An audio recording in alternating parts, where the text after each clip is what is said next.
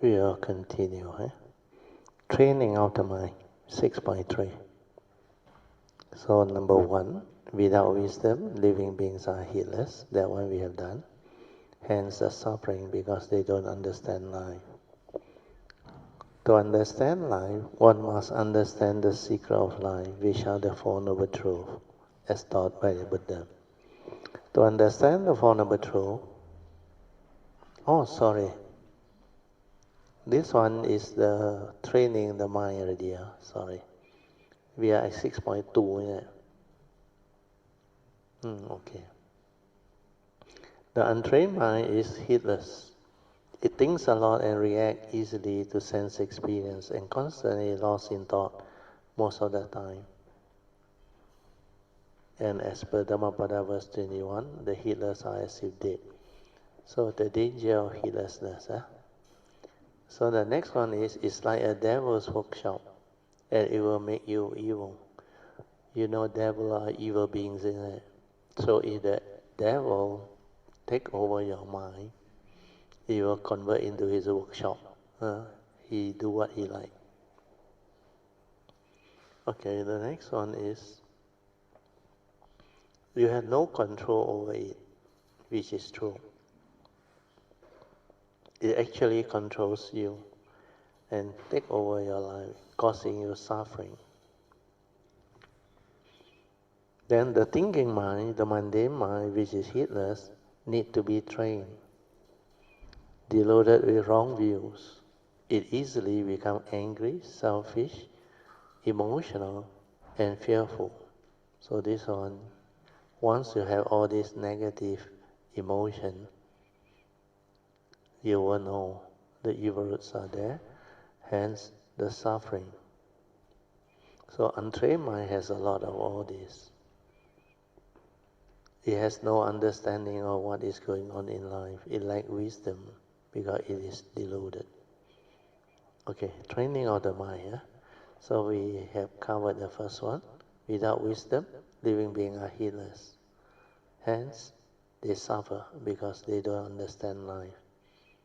Okay, so the secret of life, Four Noble Truths, we covered.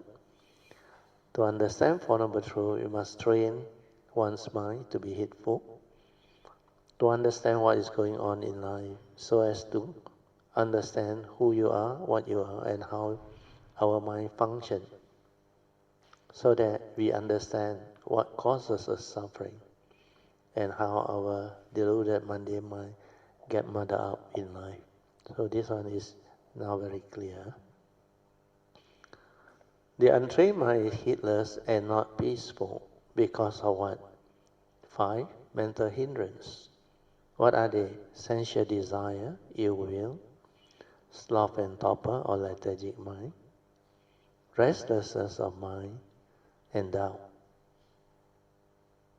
These mental hindrances will hinder one from entering the meditative state of inner peace with inner awareness. And to overcome them, the opposite 5 spiritual faculty of Saddha, Virya, Sati, and Panya, as taught by the Buddha, should be cultivated. When the 5 spiritual faculties are there, the mental hindrance will be gone, and mind will be trained automatically. That's why we should work on the cultivation of the spiritual faculty via our puja, or devotional practices, and daily religious routine. Then the 3 phases of Dharma. Dharma need to be understood in 3 phases. First phase is pariyati. What is pariyati? The learning of the teaching. Then the next one is patipatti. What is patipatti? Putting it into cultivation. What is the third phase? Pativeda. You get to reap the fruits of your hard work. We are living the noble life. Then next page. Here you can read through yourself the three phases of Dhamma cultivation. Phase 1, Pariyatti, learning of the doctrine to develop a very stable understanding of the Dhamma. Then phase 2, Dhamma cultivation is Patipatti. Cultivation, we are putting Dhamma learned into practice in daily life so that it can become a living reality. Then third phase of Dhamma, which is Pativeda, reaping the fruits of your cultivation or hard work. This is the most beautiful phase of one's life, when one can truly live life to the fullest, leading a noble life, being life of an enlightened being, or living the life of an awakened one. So how you cultivate it, following the three turnings of the Four Noble Truths, is very important. Yeah? So the first phase, learning of the Dhamma, you only need Saddha and Virya, where you haven't put it into practice. So the 5 spiritual faculty, under cultivation, Patipatti, only you need Sati, Samadhi, leading to Panya. So at phase 1, Pariyatti, how do we cultivate? So there are 2 steps. The first wisdom is called Suttamaya Panya, or first turning wisdom born of hearing or reading the Sutta, or hearing the Dhamma talk, recording, books, notes, etc. Then after that, Chintamaya Panya, the second turning wisdom, developed through contemplation, reflection and inquiry into the noble teaching, so that one can stabilize and assimilate all the Dhamma that one have heard and read about, to set the base for further understanding later on, via any of the first, second and third turning. So the 3 turning of the Four Noble Truths correspond to 3 types of wisdom. So the first turning is easy. You can do it through listening. Then nowadays, maybe you got computer, recording, video, and many other things. Then there are also printed books or words. So it has improved. But the danger is you have to learn how to screen or look for the authentic true teaching. That one may be not so easy. That's why a lot depends on your karma. You don't take care of karma, you lead people astray. Then initially you become the victim, and you will go and join those that will lead you astray. Then during the Patipatti phase, where you put in the cultivation, you have to develop the third turning wisdom.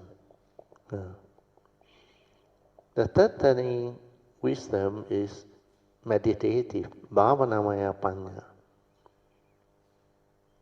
The moment the mind is silent, without thought, you are already in sati, or mindful. This is a key understanding. So use the silent mind, which is the meditative mind, to cultivate the Noble Eightfold Path. That is the meditation as taught by the Buddha, to become heedful.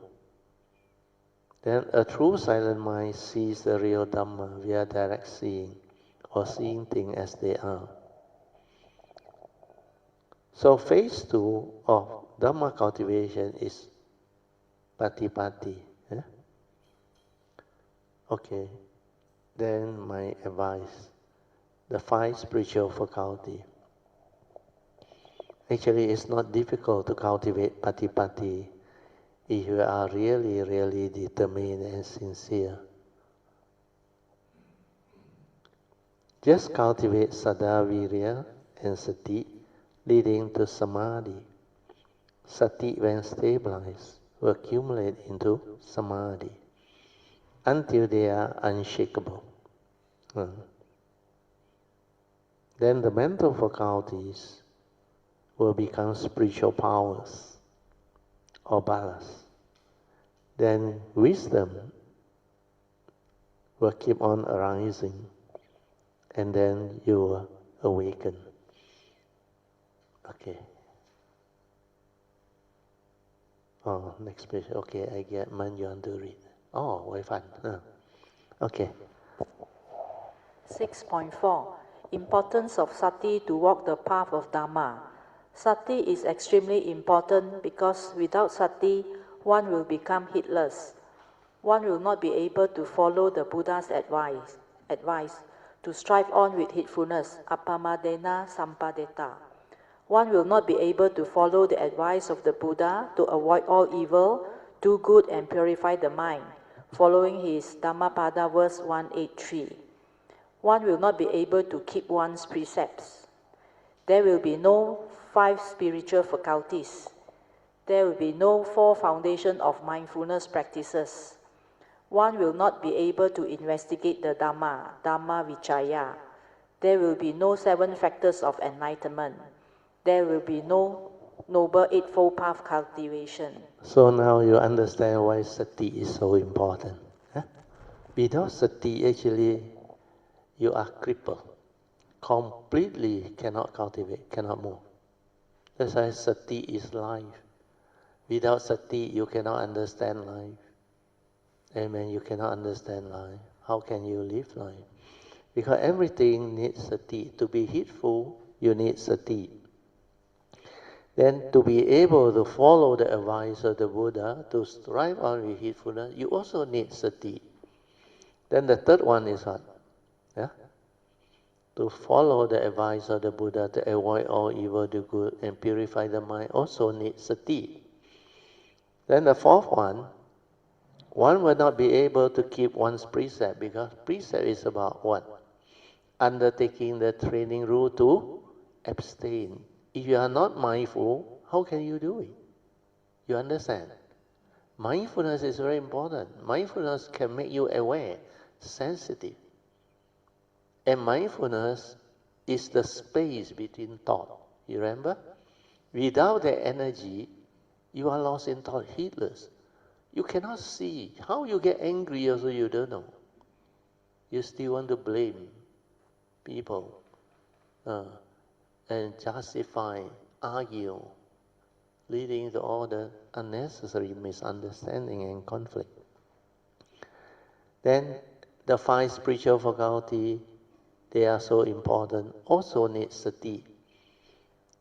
Then to perfect it, to become spiritual powers, also need Sati.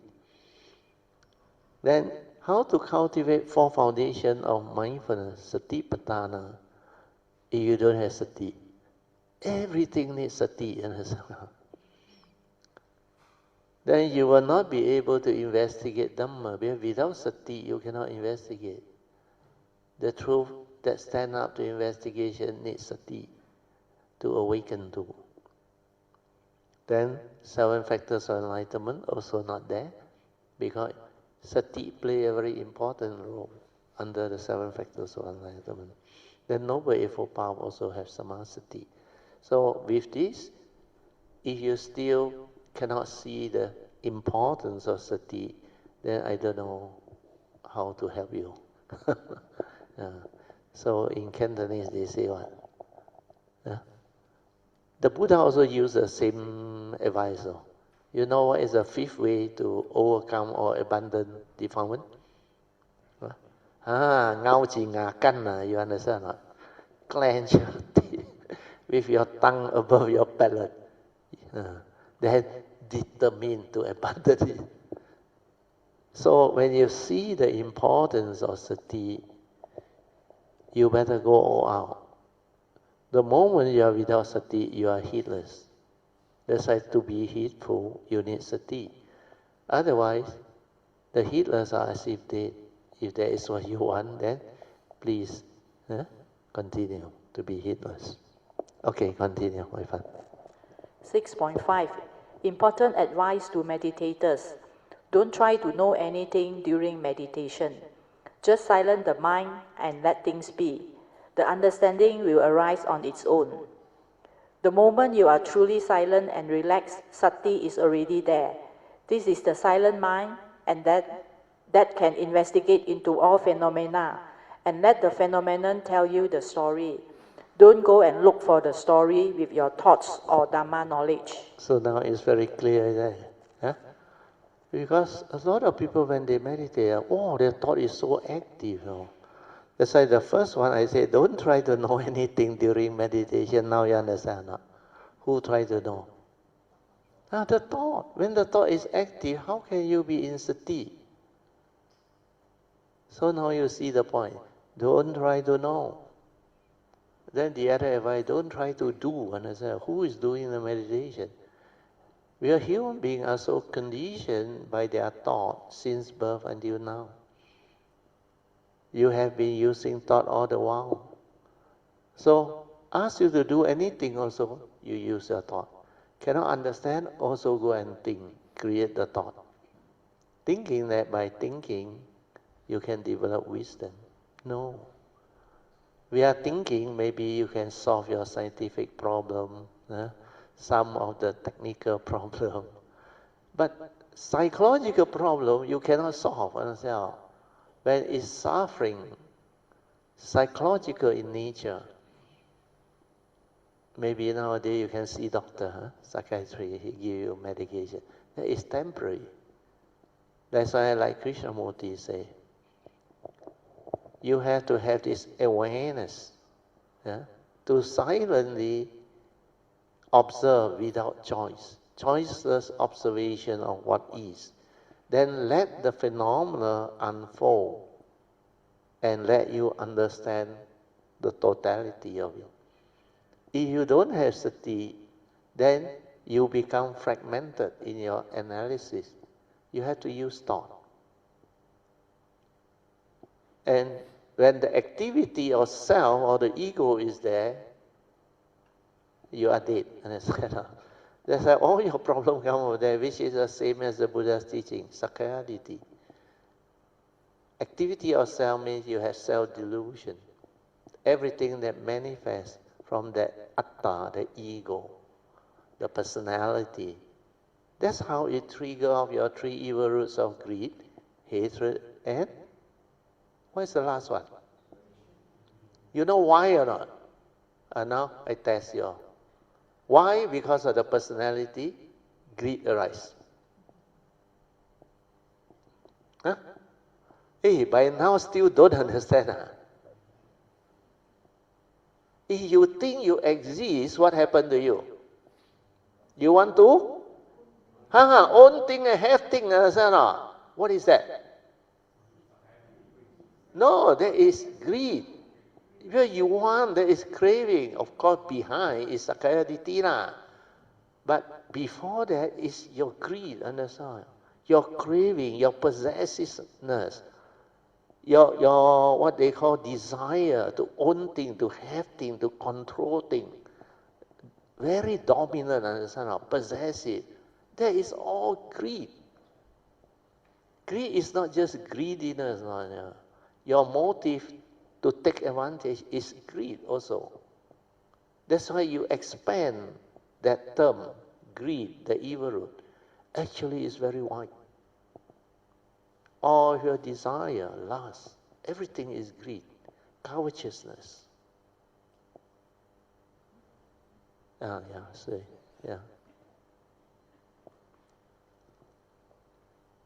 I thought of a different answer. So I thought of the two words, selfish and selfless. So the stronger the self, the more selfish you will be. The less you see your ego, the weaker your ego is, then the more selfless you can be. So the two spectrum of being wholesome and unwholesome. Selfishness also comes from the evil root of greed. Because of that, you are selfish. Understand? You actually want to take advantage of people. You cheat, you deceive, all born of greed. Then when you sometimes take exam to pass it, you also cheat. And that one is selfish, also a part of greediness. Then the other aspect that can happen is what? When things don't go your way, what happens? You bosong. Huh? Anger, hatred, isn't it? Correct or not? Huh? Then when you really like the button press already, it become like anusayak and asavang. What happens? You become violent, isn't it? Because you become the anger and so on. Then violence arise. Then because you are violent, you can kill, you can harm. You lost control of your conscious mind. You understand? Huh? That's why the fifth precept, taking drug, intoxicant, all things that cause the consciousness to actually fall, is an important precept. Because when you down your consciousness through intoxicant, drugs, liquor, and all those things, it will lead to the breaking of the four other precepts. Understand? When you are drunk, you can become violent or no? You can kill people without knowing. You drive car, what happens? Huh? Probability of accident is very high now. And even the society's law also recognizes. What is the penalty for drunk driving? Very severe fine nowadays. Sometimes sentence you to death. Culpable homicide without not amounting to murder. So it is very common. So a lot of things undertake the training rule not to violate actually need mindfulness. Okay? Then the last one, moha, delusion. How did it arise? Because the personality, understand now. When there is problem from the first noble truth reality when it hit you, like financial problem, you start to worry, isn't it? Health problem, you start to worry, isn't it? And what is worry? When you worry, behind it is what? Fear, isn't it? That's why fear lead to worry, worry lead to anxiety. Understand? That's why your mind become restless. It become mental hindrance. Then you're not sure what to do. Then there is doubt. Because you don't have the faith in the Buddha and his teaching. You don't have this, what they call affinity with Triple Gem. So fear, worry, anxiety, leading to sorrow, lamentation, all this, is due to your sakayaditi, moha, understand? Self-delusion. Then possessiveness, attachment, craving, violence, all these are the spin-off from the sakayaditi. That's why just Brother Wong says sakayaditi is correct, but the main one is when you try to own things and possess things or have things, there is selfishness. So the evil root manifests first because the ego. And behind it, of course, is sakayaditi, where you think you exist. That's why most people, sakayaditi is there already. But the greed and hatred will follow. Once the sakayaditi arrives, the personality, the ego, the atta arrive, these two evil root very fast. It keeps on arising, like Soo Yee mentioned in the Paticca Samuppada. Because this mind movement, the dwelling, is so fast. Every moment of sense experience. Last time, the previous retreat, I remember there was one Kayamita, I forgot who already. You know what he told me? Brother, the Paticca Samuppada, very fast. I think I remember. Sui An's neighbor. What? The husband. Pang. Pang. Pang was not bad at that time when I was sharing in Supang. He keep on attending. Then later he bought the house next to Sui An's house. So come over and attend class very fast. So because of that, he that time got cultivated. Then he actually is quite good in the Dharma cultivation. Then he told me, Brother, this Paticca Samuppada, so fast. And when he move, I cannot do anything. True or not? Because how to cut a feeling? Straight away, the moment you perceive, react already, understand? Not only craving, becoming already, understand? So how to see the link? Without sati, you are like blind, I tell you. To see, you really need sati. Why?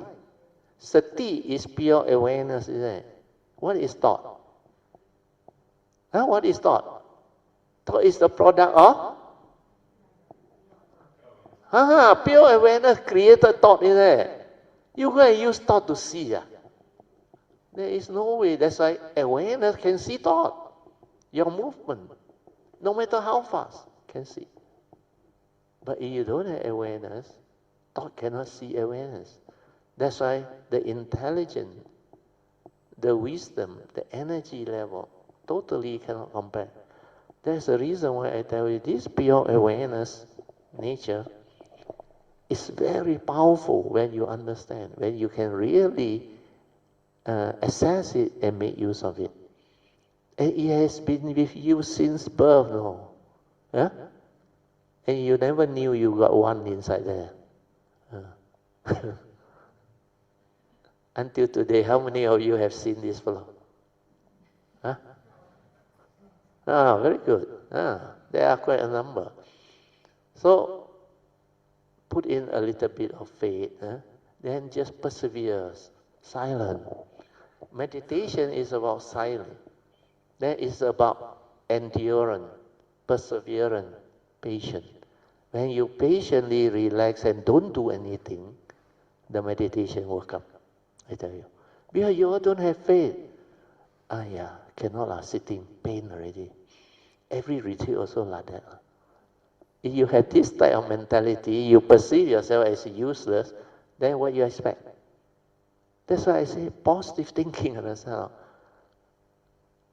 If others can do, I can do, understand or not?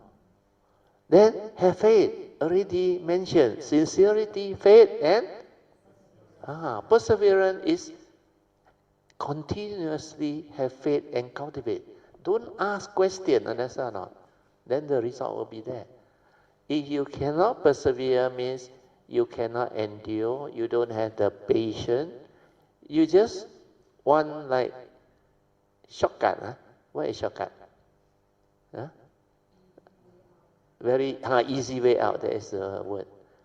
It's like, no need to go out and buy Maggie mee very fast. Understand?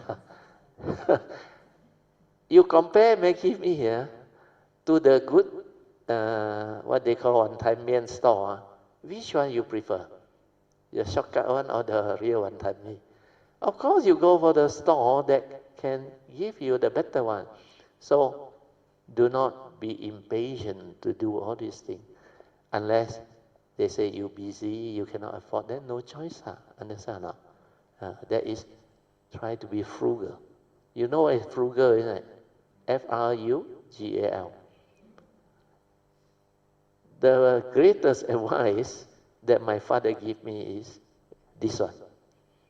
He said, when we start, come out to work, career, learn to be frugal. And I find that very good. Understand? That's how we save money. That's why the first, maybe that time, during my time, the first 100,000 is very important. You can make the first 100,000, you can grow your money very fast. But that first 100,000 need to have the understanding of frugality. If you are frugal, you can accumulate and save. But nowadays, generation different. I don't want to comment good or bad. The younger generation, you know that. Not only Starbucks, no. A lot of my classmates also say, we all go kopitiam, that time chipot no pot. Now Starbucks, 10 ringgit. That's the one that way. They all travel first, no. Use money first, no. Buy nice thing first, no. Then end up credit card. Then dependent on support from, most of the time is parents. So, buy property also, not everyone can afford. But to them, They want to go honeymoon, have nice party, nice car. Cannot afford, also want to buy first. Maybe Singapore don't have such problem. Because your COE very expensive. Also still got. So society, actually the reality is, you look at society, during our time, we live life different. Yeah? That's why I appreciate a lot when my father used the word frugal. He said, to be successful, when you start, you must be frugal. And I really appreciate that advice. Well, I did that. You know, when I was an engineer, when I graduated, yeah, that time I remember 1979. My salary, you know how much only? Sui An will know. 650. 650. And married some more. How to survive? Huh? How to survive? That's why I have to be frugal, understand? Rent room. Eat fun. No choice. Drive motorbike. Understand?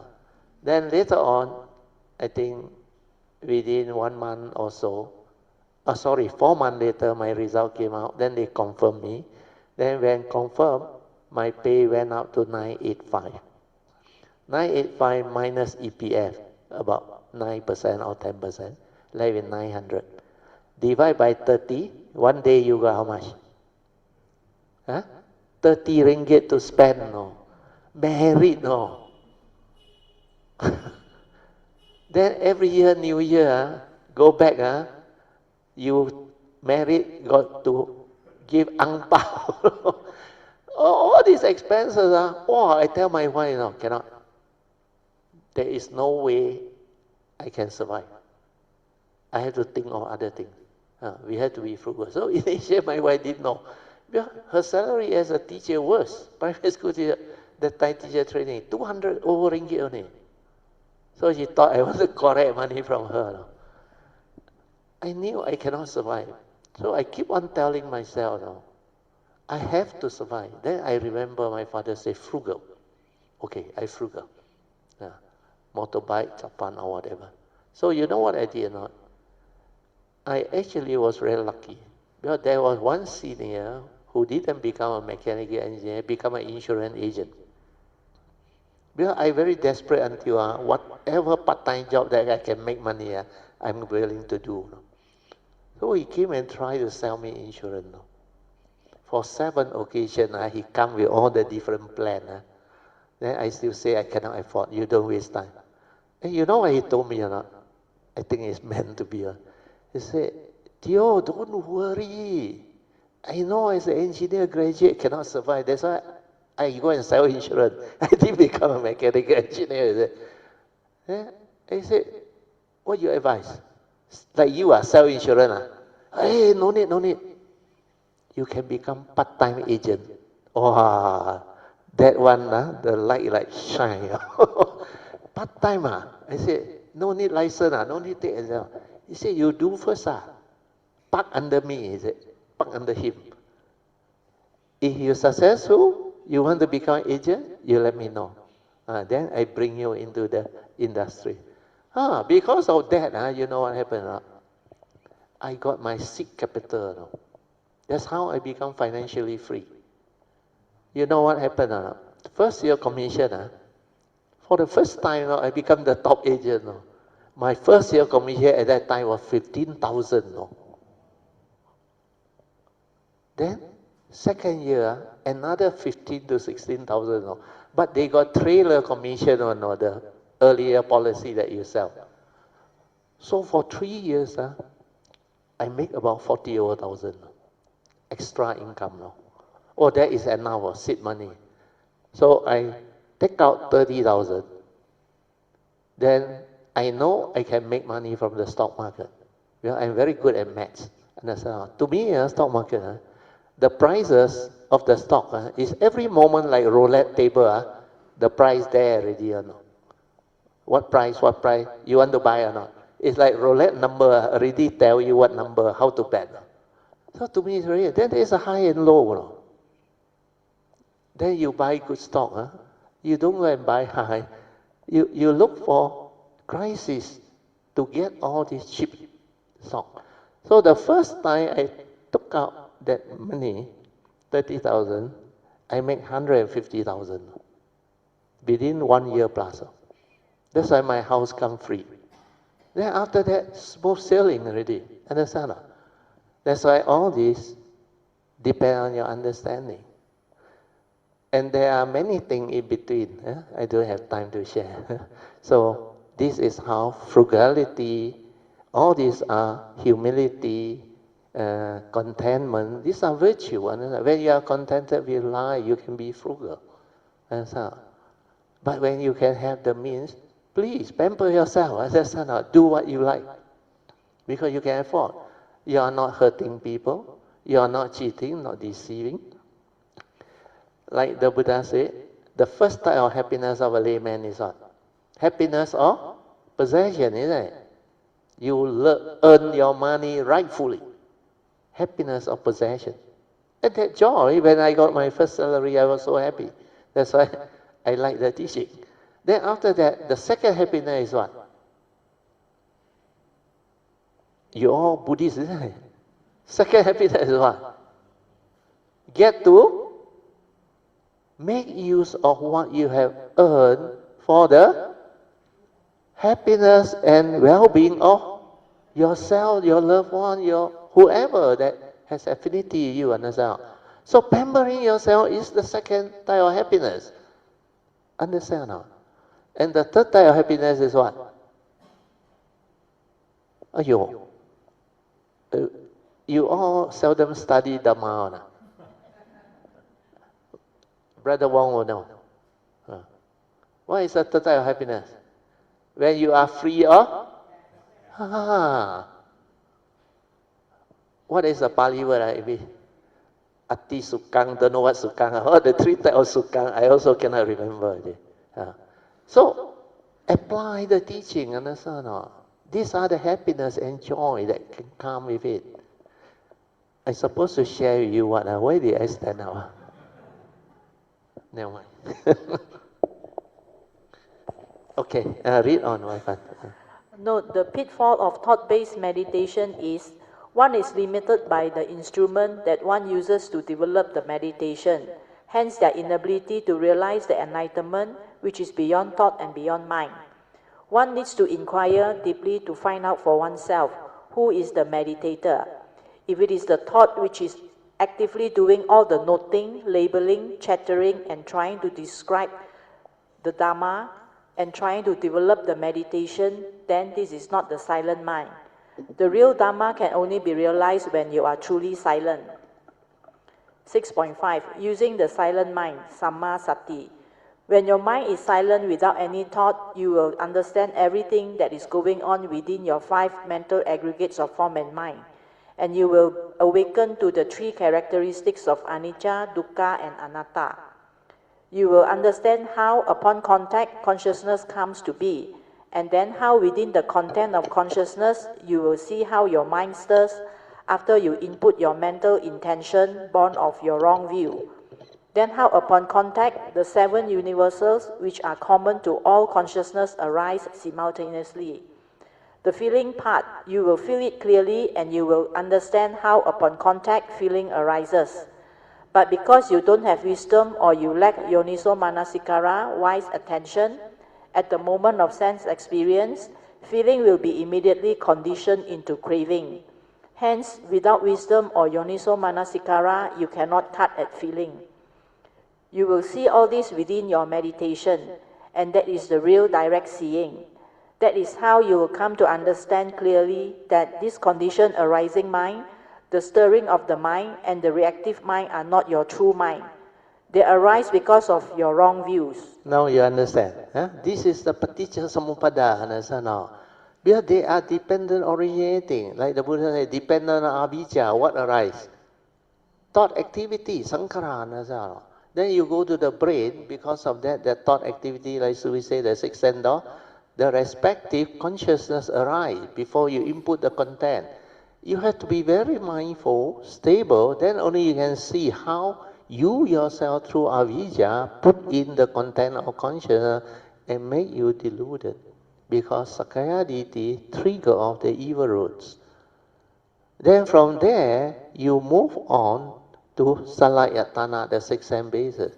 But when you are mindful and aware, you know the cause of its arising. How this consciousness and its content when it, where you have a brain, understand or not? Then because you have senses, upon contact, consciousness arise. Then through your conditioning since birth until now, thought is the only instrument you have. You input the content, and the content is always rubbish before you become enlightened. Then when your content go in, your pure feeling is stirred, understand, no? And become pleasant, unpleasant feeling, like and dislike. Then fear, worry, anxiety, selfishness, craving, all these manifest, even cunningness, deceitfulness. Learn how to scam and all things. All these are your mental intention with the evil roots. So you see this, then you realize the untrained mind really dangerous, heedless. And this is not how you live your life. You cannot see that, of course. Most people cannot see. So everybody also don't pay attention or don't bother, understand? But we are Buddhists, understand? You are so blessed to have this teaching. And yet you know the teaching, and yet refuse to cultivate and develop it. I also don't know how to advise you. That's it. Okay, continue. Then the Four Noble Truths, one by one, you will come to understand them. You will come to understand the realities of life and existence, what is suffering, and the cause behind its arising. The 7 universal mental factors, Sabba Citta Sadharana Cetasikas, are common sadharana to all consciousness, Sabba Citta. They perform the most rudimentary and essential cognitive functions, which without consciousness of an object would be impossible. They are phasa, contact, vedana, feeling, sanya, perception, chittana, volition, chittena, volition, ekagata, one-pointedness, jivitindriya, life faculty, manasikara, attention. 6.6. There are 5 ways. That one no need to read. I think we have gone through already. Yeah?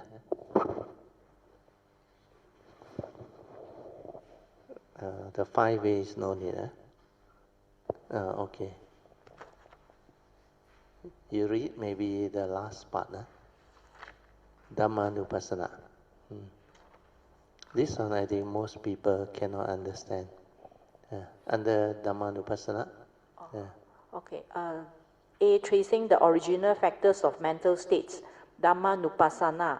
Mindfulness of the 5 mental hindrances. Under Dhamma investigation, see how they arise, usually through the 3 major sense doors of seeing, hearing, and thinking, then retrospectively reverse it via wisdom to understand how the arisen mental hindrance cease to be by just being aware. To counter the mental hindrances via cultivating the 5 spiritual faculties of Saddha, Viriya, Sati, Samadhi, and Panya, cultivated to straighten one's views. Mindfulness of the 5 mental aggregates of form and mind. See how the 5 mental aggregates come to be, their condition arising, hence impermanent, suffering, and non-self or empty nature.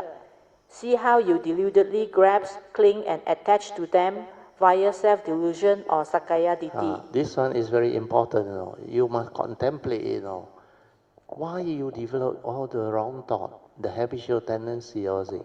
So I say, see how you deludedly grasp, cling, and attach to them via what? Sakaya Ditti, via the personality. Why the ego is there? What am I doing? Understand not? He know you, he know me. You know theory. But you still, when you live life, the ego, understand not? You know why or not? You know why Sakaya Ditti is so powerful or not? When you are born, you are given what? Your name, understand? Then after that, IC, passport, everything also identify you. Then you are so and so's children. Then later on you get married, you become what? The spouse, Mr. and Mrs. You are the mother and the father, you got kid. Then you go to office, wow, you also have another title. Everything identify you. Buy any property also must register your name. Then Dato Tan Sri, all the honor. Everything identify you, no. Then you live like communicate also. Hey, mine, no. Then I what, you what, everything you identify, no. That's how the ego, the identification, morning chanting, what they tell you? The 5 types of aggregate that you identify with. Identify with the form, understand? Then identify with feeling, song, bo song. That is how you identify. Then identify with sankhara. What is it? Your views, your opinion, your conditioning, your phobia, all this mind state, you identify. Then you believe fear is you, anger is you, hatred is you, understand? The one that is suffering and bosong is you, understand? That is how it become like solidifier or intensifier through your own deluded thinking, understand? Where you think in such a manner, everything is connected to you. Then you know how selfishness come to be or not. For me or not for me? True or not? If it's not for you, or doesn't benefit you or your member, family member, or even your country, your whatever career, you will not do, understand or not? That is selfishness. When I saw that in the early days after I graduated, I realized, hey, no wonder the Buddha said we human being full of ignorance. We are so selfish, understand or not? So possessive, so much ego behind everything. And everything you weigh, Krishnamurti call it measure. Wherever there is measurement, you're gone already. Who measure? The thought measure. It will make you selfish, understand? Well, who go and measure? Cannot make money, don't want. Cannot help my career, don't want. Cannot help my family, don't want. So, our culture, at one time during the ancient day, when you want to marry your children or your daughter, you must have status or no, otherwise cannot marry you or no. That is what? Measurement, that's enough. And they got all the saying, Lai Ha Mo, Sek Ting or you, something like that. All this stuff come from where? Measurement, that's enough. And come from where, the measurement? The ego. Sui. On the point of reinforcing of the self, our society encourages or puts it as a competition to accumulate like achievements and possessions. Success. That's why our society is so competitive, understand? Academic also competitive. Career environment also competitive. And nowadays kids not easy, I tell you. Because they find that they cannot compete. And when you cannot compete, what happened to you? That's why a lot of them are very young now depression. Yeah. Last time you think our generation got time for depression? Got time or not? One sec also no time, got time for depression. Okay. Yeah, but it's although it sounds counterintuitive, but even logically thinking, the more you accumulate, the more you stand to lose, the more worry you have. So why encourage this in the kids to very fight? Very good. You make them suffer when they lose. That reminds me of one, my teacher Ajahn Yantra.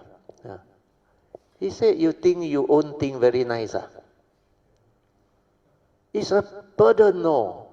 Especially when you retire, your children all overseas, I tell you. Yeah. You know the burden of owning property. Last night Song also told me, he got an extra apartment, got to rent out. Rent out then, worry about tenant not paying. Oh. Then later he came to me, I advised him, then he know how to resolve it. I said, apply Noble Eightfold Path, all this will resolve. Then make sure, take care of karma, you got good tenant. You are Soo Yee. All the tenants, now I pass over the rental to her. All very good tenant. On the dot, pay up. Then you worry about what? Quick rent. Then assessment rent. Then a lot of new taxes. And all this, you have the title, transfer also need money, stamp duty here, stamp duty there, rental agreement also need money. Then you got to go to the lawyer to do all this transfer and all those things. No. He said, when you don't own anything, you don't have problem. He said, why you want to own? I said, actually it's a burden. That's why you can ask Soo Yee and my wife. After I retire, I start to clear my asset, my property, everything. Or I start to sell. Then I convert to easy manage liquid asset and investment. That is how you can plan. Then you don't pass over burden to your next generation. And let me remind you, under Avijjā Sutta, there is a requirement of parents to hand over the inheritance to their children. But don't be rigid about that. You got your own ideal, you want to be a philanthropy or what. There are some wealthy people. They don't give or donate everything. They just give some. But it's up to you. But if your children are good, obedient, kind, then they understand life, don't worry. Just close your eye and just pass it over. Nothing will happen. It's always for the better. Okay. You finish. Finish. Okay, continue. Mindfulness of the 6 external and internal sense spaces. When you had understood what these 5 aggregates of form and mind are, and you had developed a stable sati to be aware of them, then you can trace the origination factors via the mindfulness of the 6 external and 6 internal sense spaces practices. To see clearly how the external sense data upon contact with mind and their respective internal sense spaces trigger off sense door consciousness and its related mental activities via the 12 links. See how due to wrong view your mind stirs easily. When you contemplate and reflect, you will realize that if you don't do anything via right view to see things as they are, it will naturally cease to be. Mindfulness of the 7 factors of enlightenment. To refer to the 4 foundations of mindfulness of Satipatthana Sutta for further details. Mindfulness of the 4 Noble Truths. To refer to the 4 foundations of mindfulness of Satipatthana Sutta for further details. B. Reversing it retrospectively. The key here is a silent mind. Yeah, so this is the one. Trace the origination factor, then retrospectively reverse it. For this one, I have come out with my own understanding, which you cannot find in the Theravada book. The Buddha just said, learn to see things as they are. Stop. But what does it mean? Most people don't even know how to see. Mundane seeing, direct seeing, and supramundane seeing, they don't understand. So how you expect them to learn to see things as they are? Then if you use the thought, everything is just the way it is, what? It happened already, but that is not what the Buddha advised. Learn to see things as they are means, like I advise you, the world is the world, understand? And people are just the way they are. If you put these two in, then that statement, learn to see things as they are, is very powerful. But they are the way they are. Deluded people do deluded things. Selfish people do selfish things. Ignorant people do ignorant. They are just the way they are. Then you won't stir your mind. That's why you straighten your view, then you realize, this is wisdom. Yoniso manasikara. At the moment of sense experience. Whatever happened, what war lah, conflict lah, what lah, it won't disturb you. Why?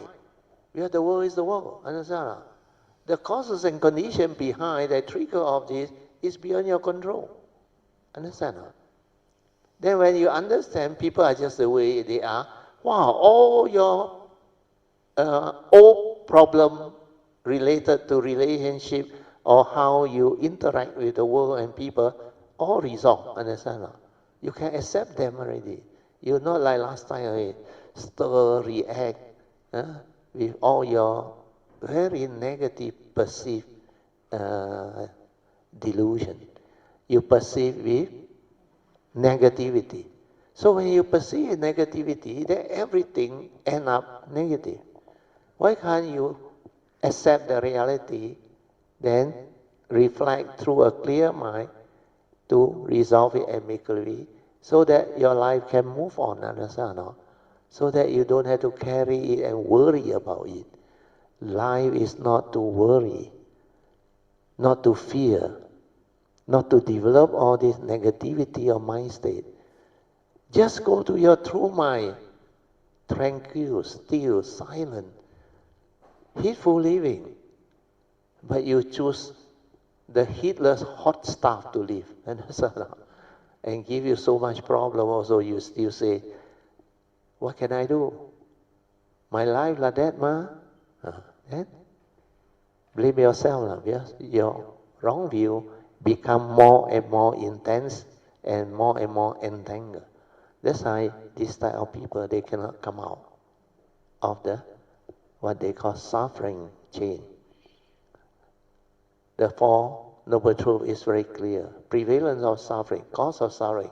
After this has been told to you, you somehow don't know what is suffering, and you somehow don't know the cause, you somehow go and cling and grasp. Is that wisdom or delusion? Huh?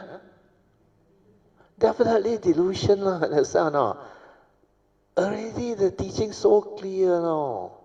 You somehow go and grasp and cling and hold and get burned, tormented, afflicted. If you cannot see that, you don't contemplate until very clear, you never wake up when I tell you. You will continue to sleep. Can you follow or not? So, I ask you another question. Want to wake up or not? Aiyo. You prefer to sleep? Okay. Anybody? Okay, continue. A silent mind can trace all the origination factors to develop the much-needed wisdom. Yoniso manasikara, or wise attention at the moment of sense experience, to retrospectively reverse it via wisdom. As per the Satipatthana, you will come to know how the unreasoned factor or hindrance comes to be. Then you will come to understand how the arisen factor or hindrances ceases to be.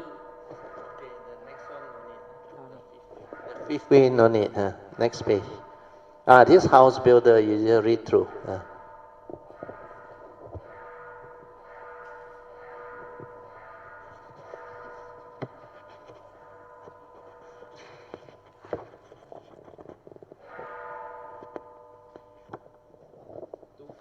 Page 250. The appendix 7. Dhammapada 153 to 154. Seeking but not finding the house builder, I traveled through many rounds of countless births. The Bodhisattva then had cultivated through countless lifetimes in search for the house builder. Oh, painful is birth, ever again and again. Repeated birth leads to endless suffering or dukkha.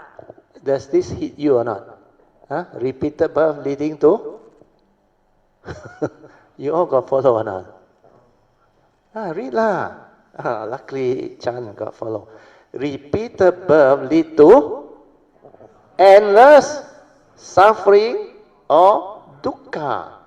And you somehow didn't see the danger of repeated birth. That's why samsara, nice, You bodhisattva, yes, nice, wonderful existence. How do I tell you, oh, painful is birth? Because the Buddha saw it. the prevalence of suffering. The moment you are born, you cannot escape the reality, old age, sickness and death, separation and all these things. Without wisdom, actually no way out. So if you cannot develop the liberation of mind through enlightenment, what happens is you will come back again and again. That's why the Buddha realized, he said, oh, painful is birth, ever again and again. Then the next one is what? The house represents what? Well, that is the vehicle, your house. Then, builder? Who built that form in mind? Craving, understand? Karma, which is craving. Then the next one is craving, that condition becoming and birth, which propel living being, he used the word tumble, through samsara, mindlessly and heedlessly. You want to end up like that? That is your choice. Then read on. Okay. You have now been seen refers to via direct seeing of its condition arising nature. You shall not build the house again refers to craving will not condition future rebirth, since it has been completely abandoned. The essential Dharma and notes, your rafter. Okay. Your rafters refers to all mental defilements, kilesa, have been broken down, refers to via perfection of virtues and purification of the mind to arise the appropriate right thoughts, actions, and speeches. Your rich pole refers to ignorance, avijjā, the first in the 12 links. Is demolished too, refers to via perfection of wisdom, completely rooting out ignorance. My mind has now attained the unformed or unconditioned nirvana, and refers to nibbana, realized ending of all craving and ignorance. Then only you read the essential Dharma for the appropriate case. Essential Dharma and notes. 4 noble truth, 5 aggregates of clinging, dependent origination, 3 evil roots, law of karma, 5 spiritual faculties, 5 hindrances of mind. Aspirations to root out ignorance and defilements are included in our personal puja and aspirations. Also in our puja and aspirations. The Nibbana, realized ending of all craving and ignorance. There is some more. Reach the end. Reach the end of every kind of craving. To strive on with heedfulness to attain the paths and fruitions soon as possible. To diligently cultivate sila, samadhi, and panya, leading to the ultimate liberation, the born-free nibbana. The ridge pole is the top main support for the roof truss, and the rafters are the barrel beams, sub-main supports spanning from the ridge pole to the base plate of the roof truss, needed to support the batons which are needed to hold the roof tiles, etc. So those who are in construction industry, you will understand. The architect, they understand. Okay, next one is Avijjā Sutta. You read through first. I got to go to washroom. Appendix 8, the Avijjā Sutta. This Avijjā Sutta, AN 10.61, explains clearly the importance of having true noble friends as Kalyanamitas to realize the enlightenment.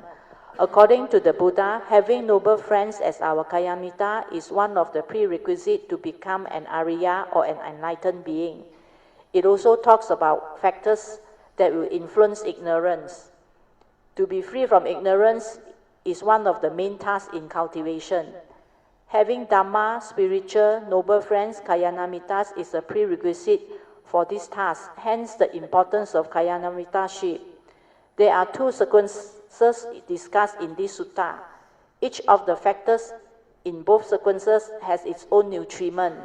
The first sequence is ignorance sequence. 1. The nutriment of ignorance, avijjā, is. 2. The 5 mental hindrances, pancha niravana, and the nutriment for this is. 3. The 3 ways of bad conduct, mind, body, and speech, and the nutriment for this is. 4. Unrestraint of the sense faculties, and nutriment for this is. 5. lack of mindfulness or clear comprehension, asati and asampajana, and the nutriment for this is. 6. Unwise consideration, ayoniso manasikara, and the nutriment for this is. 7. Lack of confidence, faith, asada, in the Buddha, Dharma, and the Sangha, and the nutriment for this is. 8. Not listening to true Dharma, and nutriment for this is. 9. Not associating with good Dharma or spiritual friends, kayanamitas. Note, not associating with good Dharma or spiritual friends, kayanamitas, is the starting nutriment to the wrong path that finally ends up with ignorance, avijjā, leading to heedlessness. The second sequence is the enlightenment sequence. 1. True knowledge, vijjā, leading to enlightenment, and the nutriment for this is. 2. The 7 enlightenment factors, satta bojjhanga, and the nutriment for this is. 3. The 4 foundation of mindfulness, satipatthana, and the nutriment for this is. 4. The 3 ways of good conduct, mind, body, and speech, and the nutriment for this is.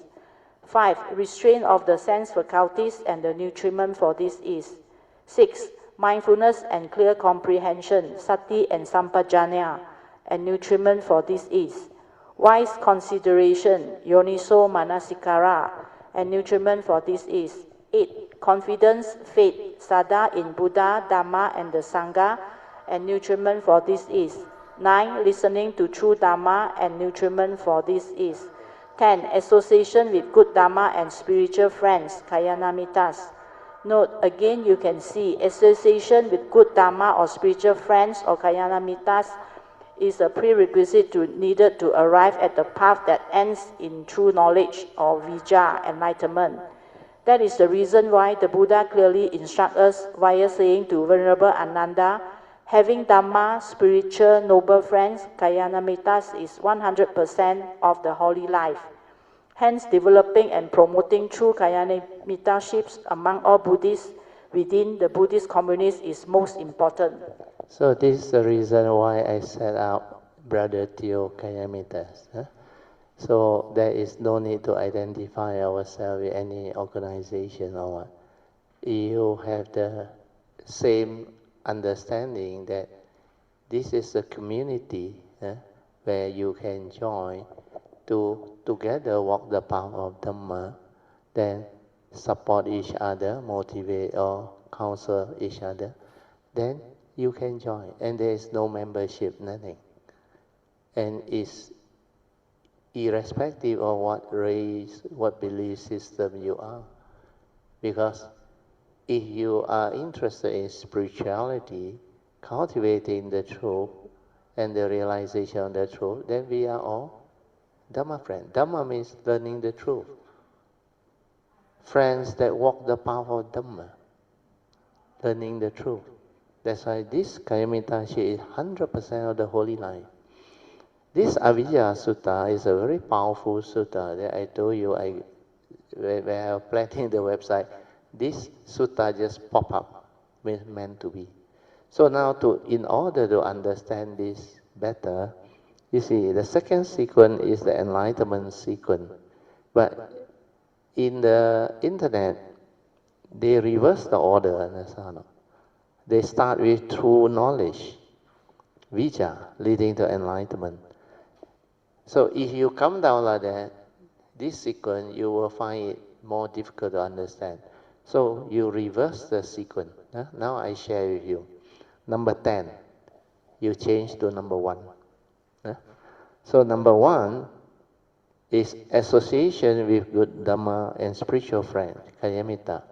That is a prerequisite for the enlightenment sequence. If you don't have Dhamma friend, the second sequence, which is listening to the true Dhamma, cannot be realized. True or not? Because you don't have Dhamma friend, how can you find the real Dhamma?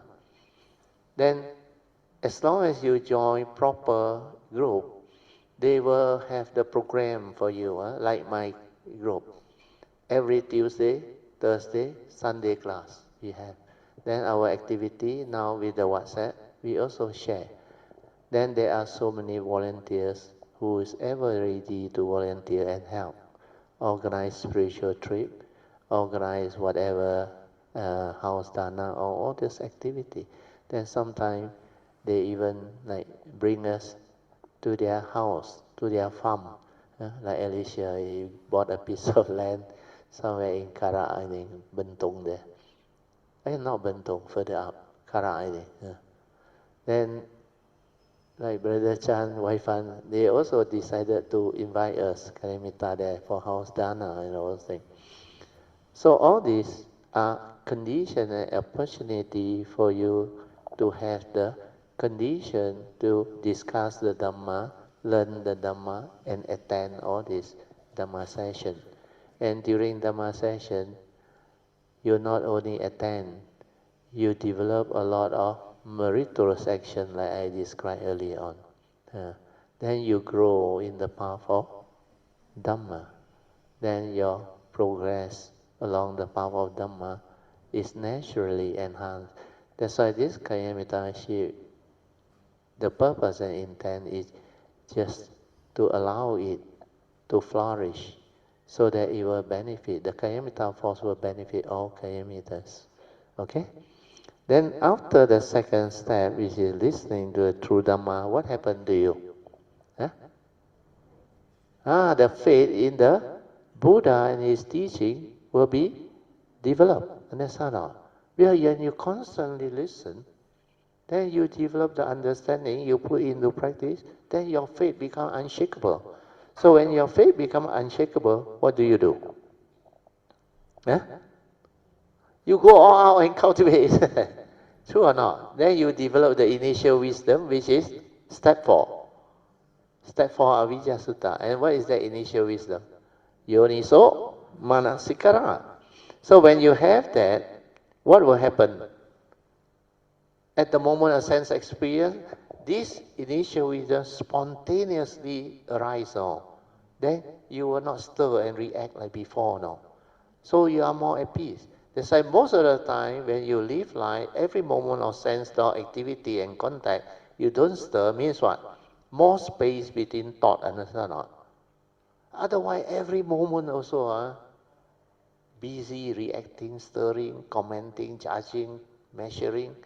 All this is unending. So because of that, by virtue of 4, which is Yoniso Manasikara, your sati will develop. Understand or not? Sati will stabilize until you develop clear comprehension to see things clearly. Then this mindfulness and clear comprehension will enhance your cultivation of the precept. True or not? So when your precept is taken care of, you will have the sense restraint, which is number 5. Understand or not? So sense restraint means you cannot break the 5 precepts already, which means you are at least a Sotapan already. That's why in the Sutta is mentioned, when you cannot break the 5 precepts, you are at least a Sotapan. Then you continue to cultivate, what happened?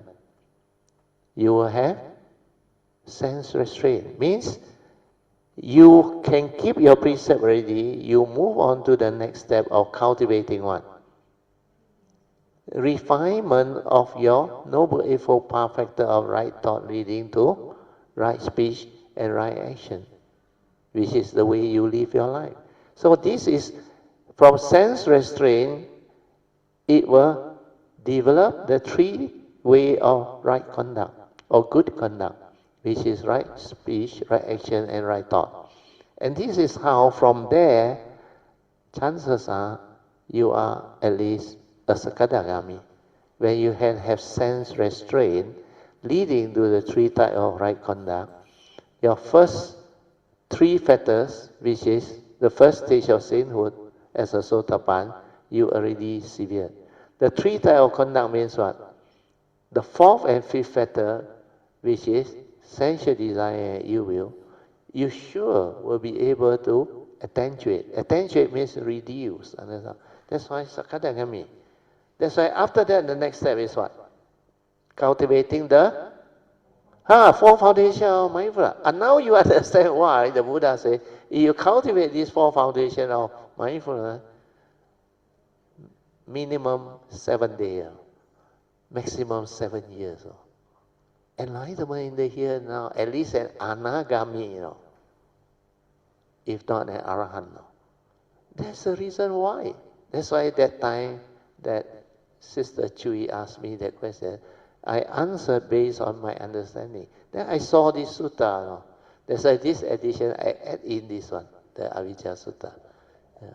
So now you understand why Satipatthana is so powerful. Because in the Satipatthana Sutta, there is also one beginning phrase which you have to pay attention. Before you cultivate the four foundations of mindfulness, the Buddha said, after overcoming what? Covetousness and grief. What is that? Sensual desire, ill will, and so on. After overcoming, only you can cultivate now. That's why you must be at least a Sakadagami, then only you're supposed to cultivate. So there is a reason why it's at least Anagami onward. So all the teaching are very consistent. No mistake. Okay? Then once you cultivate four foundations of mindfulness, what happens? The seven factors of enlightenment keep on arising here. Because these are factors of enlightenment. It means you have not deviated. You are on the right path. That's why all the 7 stages of purification also mentioned. Path and non-path. You recognize. Then when you know what is path and non-path, then you will go on the right path. Understand or not? So this is how the 7 factor of enlightenment is step 9. When you keep on witnessing this 7 factor of enlightenment means you are definitely destined for enlightenment. True or not? Because these are enlightenment factor. Then step 10 is, what is step 10? The accumulation of it. And so the natural consequence of it, which is through knowledge and vision, vaja, avijja, not vaja, vijja, leading to enlightenment in the here and now. So now, the 10th step in the Avijjā Sutta, you ask yourself, which step are you?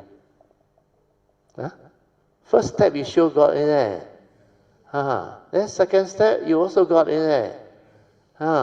Then third step, your faith sure unshakable by now, isn't it? Then Yoniso Manasikara, a lot of them have already. Understand or not? So why you worry? Almost halfway already. Understand or not? Then what you need is the next step, sense restraint. Safe already. Maximum 7 life. After that, bye-bye. So easy. And yet, you don't see it. Because it's so clear. Then just now, before the appendix 7, you better read again. The Buddha said, oh, painful is birth. Ever again and again. No, you somehow complacent. You somehow think samsara is very interesting. Very cheeky. What is cheeky? Exciting. But the English translation not correct. Which word? Oh, thrilling. Yeah, that one better. Yeah, thrilling. Okay, habis. On the next page, I got reverse it for you. Step 1, step 2, step 3, step 4, enlightenment sequence. This one, you thank Sui An. Sui An prepare on the table. After that, he very good at handphone and all. He go and prepare this. Then I edit a bit. Then I say, well, this is good. That's why we add it at the back. Okay, then the last one is what? This chart, Appendix 9, 3 turning and 12 mode of the Four Noble Truths, as proclaimed by Lord Buddha. This one is very important. You must go and look at it, understand it, because it's a summary of cultivation.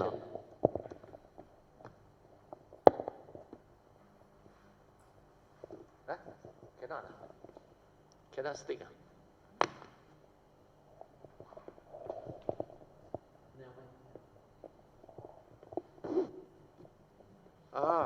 Okay, got it.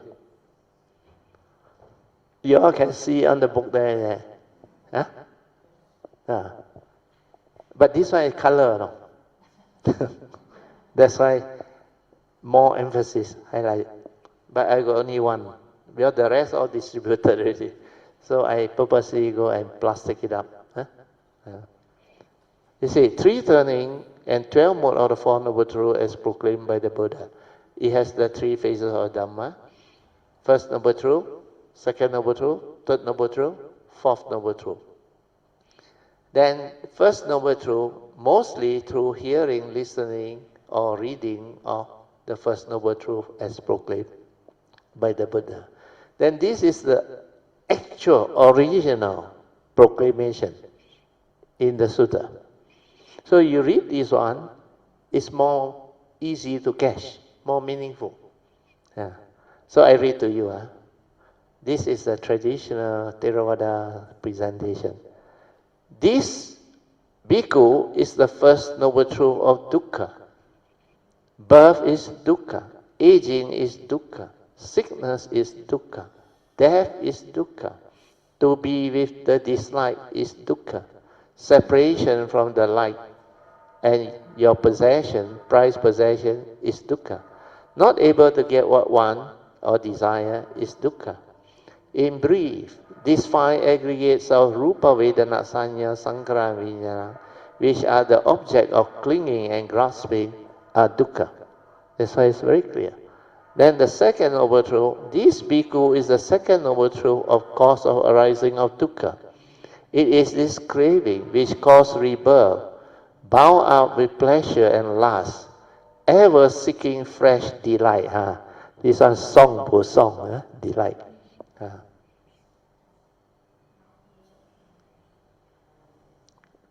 Now here and now there.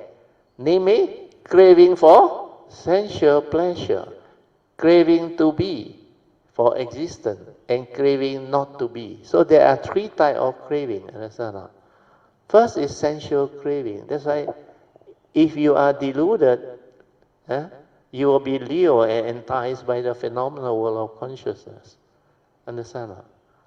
And sensual craving, craving for the sense, your 6th sense or all the senses. There are so much things in the world of sensuality, That's why you should entangle yourself on. Then the other one is what? Craving for what? Existence. What is existence? To become somebody, understand or not? To become CEO, politician, to become whatever, Dato Tan Sri or whatever. So, when the seed is hot, you didn't know it's hot, no. You thought it's prestigious, you fight, go all the way out.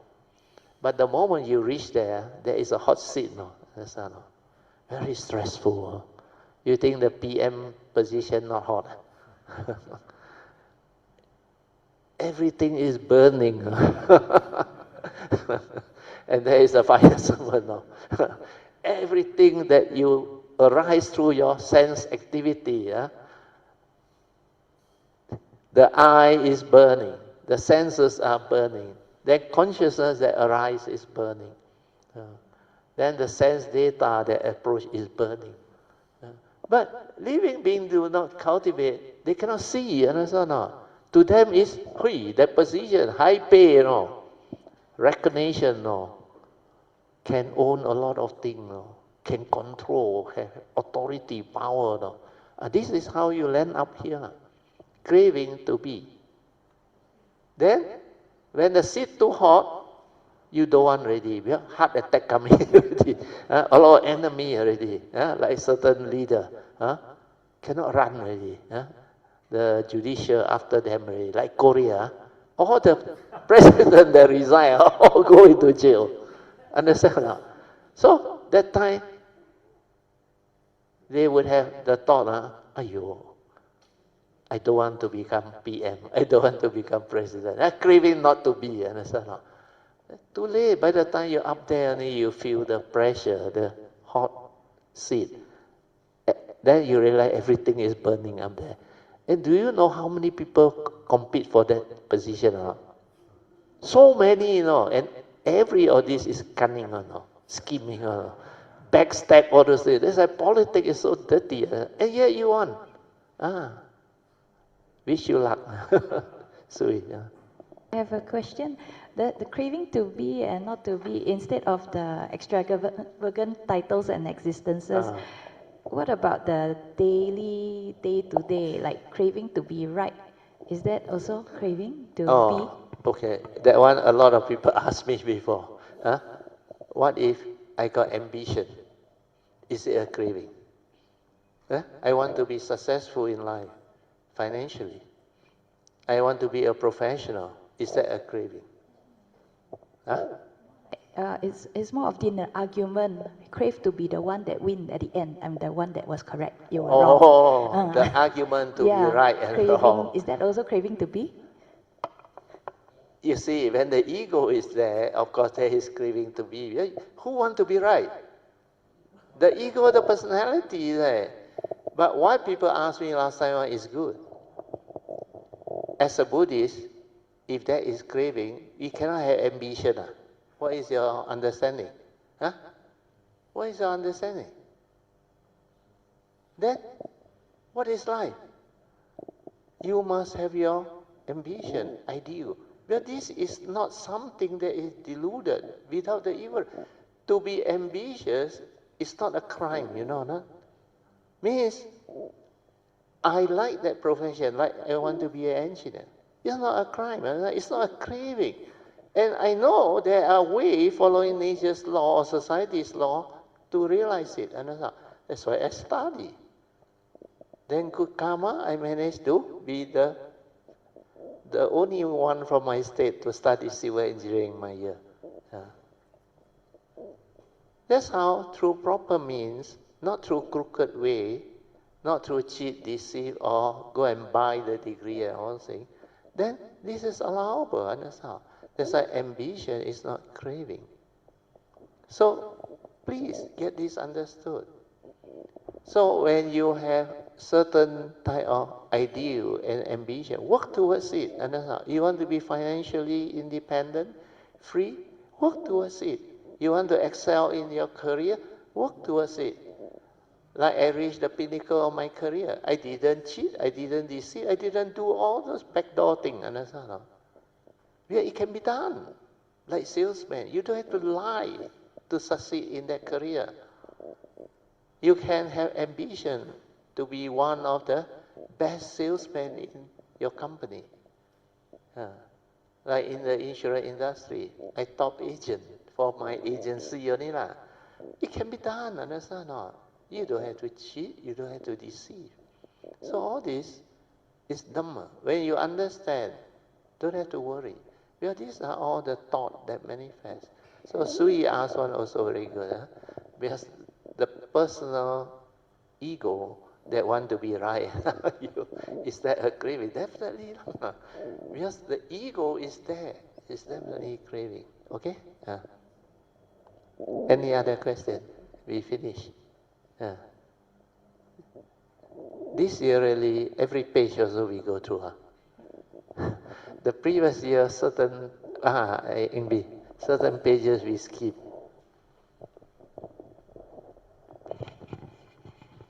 But just to add these 37 factors of enlightenment. Very good. There's these 4 bases of success. Yes. Chandra, Yeah. Chitta, Viriya, and Vimamsa. So this is a positive aspiration. Yeah. Because when you use it, passion means what? When you have passion, you like to do that thing, understand or not? So it's not a crime, is it? So these 4 bases of success, I term it as less spiritual, understand or not? It's good for lay people who strive to be successful. So the first thing is you must have the passion. Yeah. Then after passion is what? What is the next one? Yeah? Yeah, the willpower. Understand? You must understand that if there is a will, there is a way. Then your willpower drives you. Understand? Then the next one is what? No, virya, chanda is the first one, passion. Then virya, understand? When you have the passion, you will work towards it, understand? So this virya will trigger off like spiritual zeal. But you are not cultivating Dhamma, understand? You, basis of success, to be successful as a lay person, understand? Of course, you can say you can apply to spiritual too. Then after that, you need the willpower, understand or not, to persevere, to really go all out and develop the success. How do you do it? You have to keep on improving yourself, understand or not? So vimamsa is keep on improving yourself, understand or not? Investigation, keep on improving yourself. So that is a very good question, the 4 bases of success. Very few people understand that one.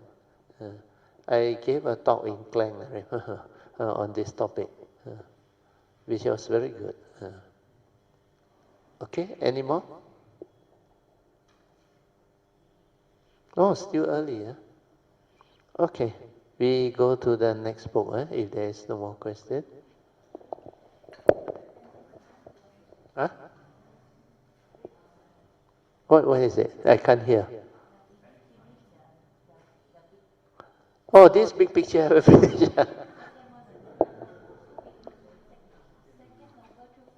Yeah lah. Okay, thank you. I thought I finished. Okay, the third noble truth is very easy. The proclamation says, this bhikkhu is the third noble truth of the cessation of dukkha, or suffering.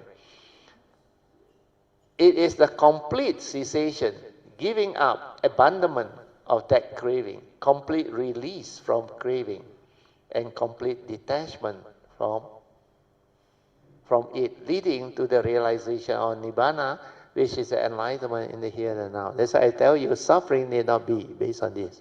Because there is a noble truth that explains to you and confirm to you that enlightenment in the here and now is possible. If you know it's possible, then you know I don't have to suffer, isn't it? That's why enlightenment in the here and now, nibbana, can be realized. Cessation, while we are still alive. That's the reason why the Dhamma, what is the first trademark, or you call what? The characteristic, the first characteristic of the Dhamma, sanditiko. What is sanditiko? This Dhamma can be realized in the here and the now before you die. Understand? And that is the meaning. Sanditiko. So when you have sanditiko, then you realize this realization of nibbana, cessation of form and mind, can be realized in the here and the now before you die. Understand? Then the next one is very straightforward. This bhikkhu is the noble truth of the path leading to the cessation of dukkha, namely the Noble Eightfold Path. Right view, right thought, right speech, right action, right living, right effort, right mindfulness, and right samadhi. Then this pariyati, I have gone through already. Patipati, also gone through already. Then Pativeda, the third phase of Dhamma, you go and read yourself. You want the true understanding of wonderful existence, you read this one. Phase 3, Pativeda. This phrase is reaping the fruit of one's cultivation or hard work, leading to a noble life. Live the life of an awakened one, or an Arya. This is the most beautiful phase of one's life, where one can truly live life to the fullest, to experience all of the noble life as described below. What are the first things that you can develop? Life becomes much more meaningful and good because no more suffering. True or not? Is that what you want? Then second thing is able to understand life clearly, hence a lot of joy, happiness, peace, love, and compassion. True or not? Then the third one is what? Via heedful living, one is able to experience all of the wonders, the pristine beauty and wonders of life while in this world. You don't wanna?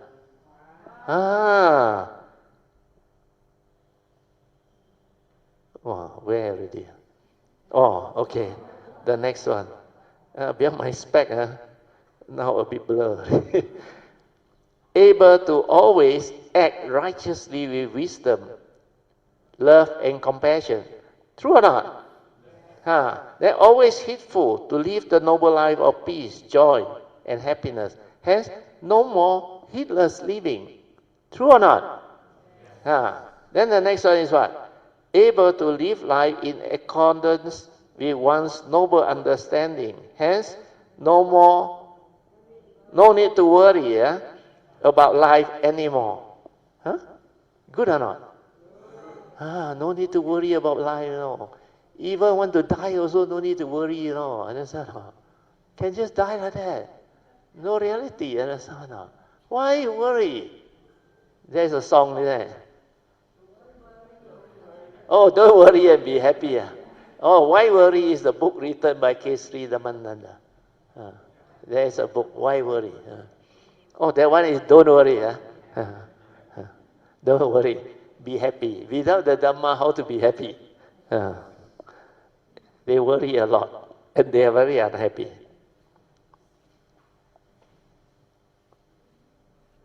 Okay, the other one is always very mindful of one's actions, speech, and thought. We are living the noble life of heedfulness. This one is definitely there. Then the last one is understand precisely that this form and mind is not oneself, but only a karmically conditioned vehicle and tool for one to use in life for one to use to live out this segmented of our life while in this world. This is really joyful. When you know this, that form and mind not you, then you can use it to experience life to the fullest. And you can do what you like, provided you don't violate the law of karma. And this is the understanding that money cannot buy. Otherwise, you cling onto the form and mind, thinking that it's you, so much problem. The ego. Then you worry about this body getting old, getting sick and die. Then loved one, entanglement, everything follow. Understand? When you know that this is not you, this is dependent originating, just a phenomena, not a permanent and changing entity, then we got problem. Can see or not? Realize this. Then in this world, nothing matter. Understand? But this one is not you. And this is the most profound anatta realization. Okay? So, finish, yes, can. Fong. Wait. For the recording. The pure awareness nature, the true mind, cannot experience. It's a thought that experience. So how does we experience? Very good question. Yeah, you know why you approach it from the thought. That's why you ask that question. I already told you the pure awareness nature is a nature. Understand? It's not a being. It got no word, no duality, nothing, no concept. Understand? So how can you experience anything? But the vehicle that comes, that one can experience. Understand? That one is the mundane mind. So this pure awareness nature, although it's unconditioned, you cannot come out and live life, but this one is responsible for the arising of this. Understand or You understand or Your pure awareness is the primordial. From here, the mundane mind stir and manifest. So this is a product of this. Understand or You cannot see it. If this is a product of this, and this is connected to you through what? Karmic conditioning. This is karmically conditioned. So you can use this to live life, understand? But this is subject to the existential law. And this one can experience. That's why wonderful existence.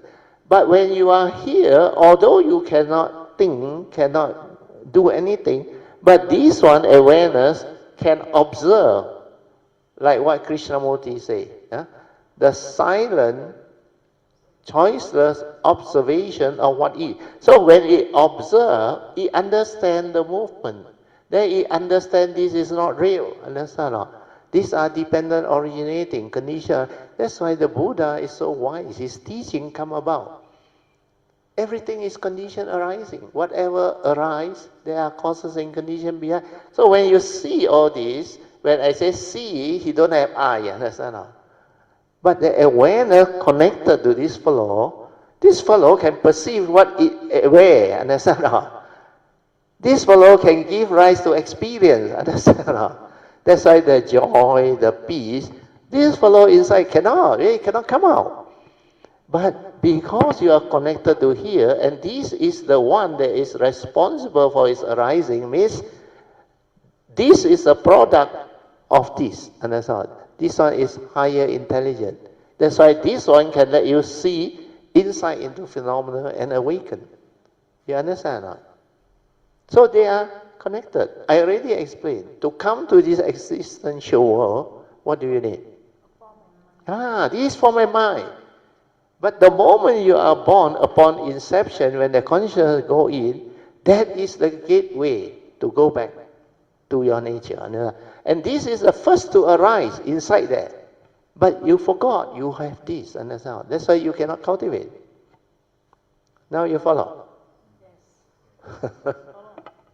Yes. Yes. But upon enlightenment, the mundane mind is supposed to collapse. So who is experiencing wonderful living? I already told you. No, I already told you. Everything is anatta. Who is supposed to experience? You might say, ask me who get enlightened. Nobody get enlightened. Is this mundane mind that realizes itself through the wisdom via the direct seeing, cease.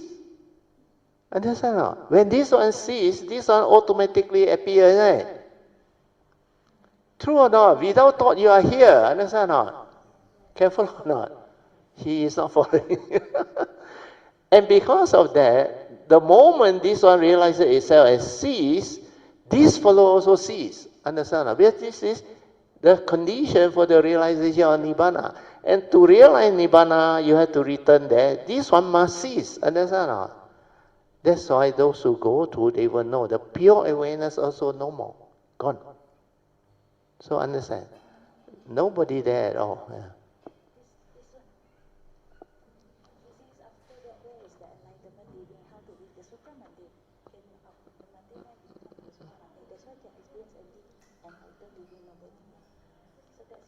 I think that is not his question. What is your actual question?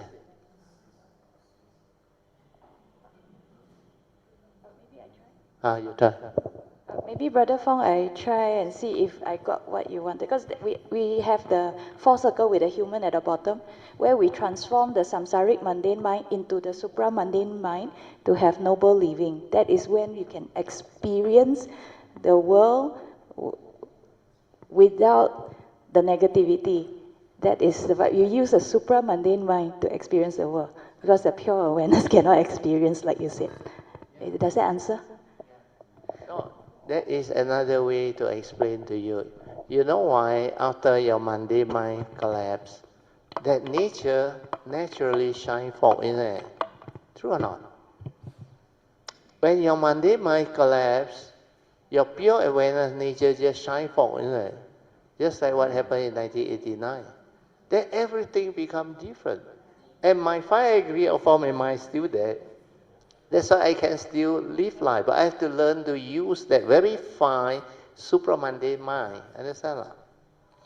And that one can experience. But without delusion. that one is feeling will remain as pure feeling. It will not be conditioned through delusion and avijja into craving. It cannot already. So her explanation also good. If that is your question, then the supramande mind. That's why you look at the blue chart that I sent out, Sui sent on. From the samsaric mind, it realizes itself cease. Then what come out is a supramundane mind, understand? And that one can still live, understand? But the five aggregates still there. Okay? Sadhu, sadhu, sadhu. Okay, any more questions? No more questions? No need. Oh, how many rounds already? First, 30, second, 30. The 3 types of corresponding wisdom, no need. Okay, you don't have, then maybe go to another book. This one will let you understand better. Straight from the heart, unique Dhammakut. This one is all about the pure awareness nature, the teaching. And this one you should thank Eng Bee. I think he compounded it over the years of sharing. And because of that, we actually come out with this book. A lot of Karmita find this very useful. Okay, straight from the heart. The red book, this book. Manyan, try to get. Somebody get from the back. Pass to Manyan. They want to use it to read.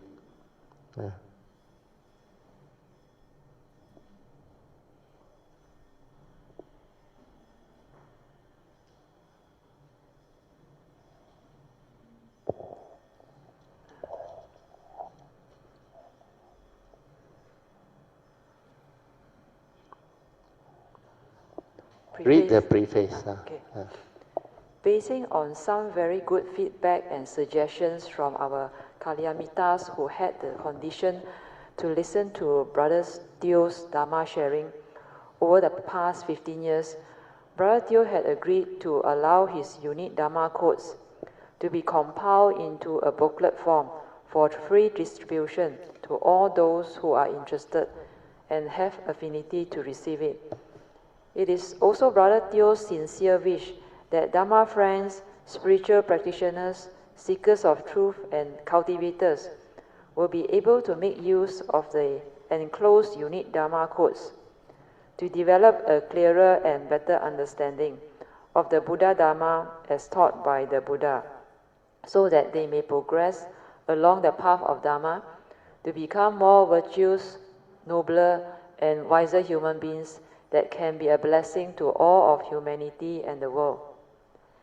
These unique Dharma codes can benefit cultivators in many ways, through acting as clear, important pointers needed for cultivation, and to understand clearly what this awareness, sati-based meditation as taught by the Buddha is. Also to help cultivators understand the true meaning of sati and the two aspects of mind. As these unique Dharma codes were mostly compiled from the Dharma sharing and talks delivered by Brother Teo, the text is aligned as closely as possible to his colloquial style of speech while delivering the talk. However, some editorial amendments have been made to the text without detracting from the essence of the talk. With this, it is hoped that readers can adjust themselves accordingly to better understand its true meaning and intent. To listen or watch the recorded audio and video files, you can log on to his website, http:// No need, just broteo.com. Okay, broteo.com under repository of Dharma material or other audio files /SJBA talks /YouTube videos, or just Google search for broteo.com, or alternatively Google search for Bro Teo's Kalyamitas, a repository of Dharma material to view them. Acknowledgement. It is the donor's sincere intentions that this booklet on the compilation of unique Dharma quotes by Brother Teo Kian Kun be given free to those who are interested and have affinity to receive them. I would like to take this opportunity to thank and rejoice in the generosity and wholesomeness of all Dharma friends or Kalyamittas who have donated and helped out in the compilation, formatting, proofreading, etc. to make this free distribution of Dharma Dana possible. Special thanks should be accorded to Sister Sis Eng Bee, who has taken her own initiative to volunteer to develop the initial draft compilation of my unique Dharma quotes for my subsequent editing, thereby enabling this Dharma booklet to be printed. By the power of all this wholesomeness, may all beings be well and happy, free from all mental and physical sufferings and danger, and may there be love, peace, and joy deep within their hearts, and may it also pave the way for there to be causes and conditions for all Dharma friends who have donated or helped out in one way or another to realize their good and noble wishes, aspirations, soon as possible. With Metta Office, Brother Teo Kian Kun, dated 18 November 2019. Biodata of Brother Teo Kian Kun. Brother Teo Kian Kun graduated from the University of Malaya in Civil Engineering in February 1979. He has been a spiritual practitioner cum meditator since 1971. Since his retirement from his engineering career in the year 2001, he has been sharing his spiritual understanding and experiences of the Dharma with serious and keen spiritual and Dharma practitioners and others who are keen in their search for true peace, happiness, joy, and liberation from birth and death and all mental suffering. In our present-day society, true peace and happiness is difficult to come by. So it is Brother Teo's sincere wish that this Dharma as taught by the Buddha can be a great source of very important and useful support to help mankind understand life, thereby liberating their minds from all mental suffering and affliction, and make them more virtuous, nobler, and wiser living beings. It is also Brother Teo's hope that Dharma friends, spiritual practitioners, seekers of truth, and cultivators will be able to make use of his sharing of the truth to develop a better understanding of life, to help others, and be of great blessing to all of humanity. Over the years, he had also counseled and helped many people with severe depression, karmic condition, career, health, marriage, financial, separation, and relationship problems to recover beautifully via his sharing of his rather penetrative Dharma truth as taught by the Buddha with them. He gives Dharma talks, conducts Dharma cum meditation classes and meditation retreats at various meditation centers and places that invited him. He also conducts weekly meditation cum Dharma classes at Wupin Jinshe, a Mahayana Vihara every Sunday, and at Subang Jaya every Thursday. He also conducts a weekly Dharma sharing discussion class with a group of very serious spiritual friends every Tuesday night at his Petaling Jaya SS2 residence. He also organizes and leads many spiritual tour trips to various spiritual places of importance for the Kalyamittas. Brother Teo was invited to present an international seminar paper on life management with meditation, experience and success at the international seminar dated 10 to 12 August 2013 held in Bangkok, Thailand. The seminar was co-organized by the World Buddhist University, WBU, the World Fellowship of Buddhists, WFB, and the Pipa Livanaram Mindfulness Center, PMC. His seminar paper on success in life via the meditation as taught by the Buddha can be downloaded via this link, PDF, EPUB and Mobi. For more details on Brother Teo's Dharma activities and his Kalamitas grouping, please log in to his Dharma website at broteo.com. Unique Dharma quotes by Brother Teo Ken Kun. Wow, that photo is very young. Huh? Still black hair. Yeah, continue. Okay, straight from the heart. Number 1, meditation supports.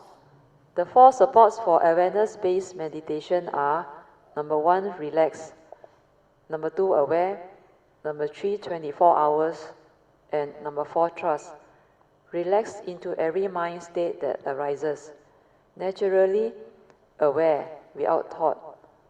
Maintain mindfulness for as long as you can, if possible, over 24 hours. Trust your inner nature to meditate, without the interference of thought. Number 2, to realize our self-nature. Silent, relax and aware, and let it return to its original state. You will realize your true mind and self-nature. So now you understand this second unit code. Huh? You don't need to do anything. No? You just have to silence your mind. Then learn how to relax. Then maintain awareness. Yeah? And let all the thinking, sankhara, unfinished movement, activity, let it slow down. You don't feed it with any more thought, mental energy. Then the very flowering of that thought, that activity of thought, or the self-activity, it will cease. It will slow down first, then finally we become very quiet, then it ceases. When that happens, the primordial pure awareness nature, which is your true mind, will return. So this is how you understand and develop the meditation.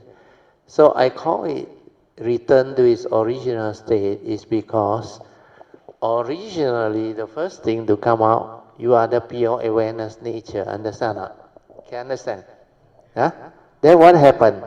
When you live life, you start to think, understand? Start to create all this, what they call wrong thought. Upon contact, conscious arise, input the content. And the content has got a lot of rubbish. Yeah. So when all this is happening, ask you to meditate to realize this is very difficult. Understand? That's why the moment you sit down, they realize they think a lot. That's why the thinking like cannot stop on. You want to stop also, they cannot stop. So what did most people do? The traditional teaching. Not here, not there, to keep the mind focus so that it does not run. Then, object of meditation also to fix the mind. Understand? All the method and technique also to fix the mind. Otherwise, this one wander off, become heedless. That's why they got no means. They do that. But what we're supposed to do is, don't resist. Understand? But this one, you finally will come to realize is dependent originating. Understand? Condition arising means what? When there is condition, when there is egoic, deluded thinking, this one manifests. Understand? And become very complex. So when you want to meditate, what are the 4 support? Relax, don't do anything, don't think. Then maintain awareness. Or try to maintain the silent mind. Then what happens? No more thought energy given. No more deluded, heedless thinking. So this one will slow down the movement because it is carried from your daily life. When you do not have the ability to be mindful, means you are having a brain, Krishnamurti called, not in order. Understand? There is no order. Understand? You know what is order or not? If a country got no order, means chaos. That's a chaotic world. Understand? Why? Because everybody simply do things. That's a riot. Chaos. So law and order is very important. Then Krishnamurti used the word order. When you don't have order, Everybody do what they want. Understand or not? Then, how to have tranquility, peace, stillness? Everybody got something to say, understand? Comment. And all this is deposited where? Your phobia, your views, opinion, belief system, all in your brain, memory. And this is where knowledge is, understand? That's why knowledge by. What is knowledge? Knowledge is of the past, understand not? Knowledge is not the moment. Then knowledge is accumulated through experience, understand not? What you experience is already the past, understand not? So Krishna was saying it's like the dead leaf, understand? And you treasure it so much, you know. You think you're very smart, no? I got a lot of knowledge, I got PhD, I got then you create all this phenomenal world and entangle yourself, and you still think you're very smart, no? You see the delusion or not? The Sakayaditi keep on manifesting the three evil root. So what you should do is relax, maintain awareness, and let things be. Don't interfere. Means the acceptance will allow this to return to its original state, which was originally this. Understand? Then you realize the true mind, the pure awareness, and it's as simple as that. You don't have to try. You don't have patience. Understand? Now you see it or not? Try it. Those who haven't realized it, then you become different. You're all alone. This thing there, no. This is the pure awareness nature, no? And this is the one that can allow you to understand life, develop the wisdom to the direct seeing, insight into no. And you are not interested, no. You are interested in what? This one, chase after this, grab this, grab that, cling, hold, argue, fight. That's why mundane mind that is egoic will do all this. The heedless are as if dead, and this is chaotic. Just now the Buddha say what? Pain is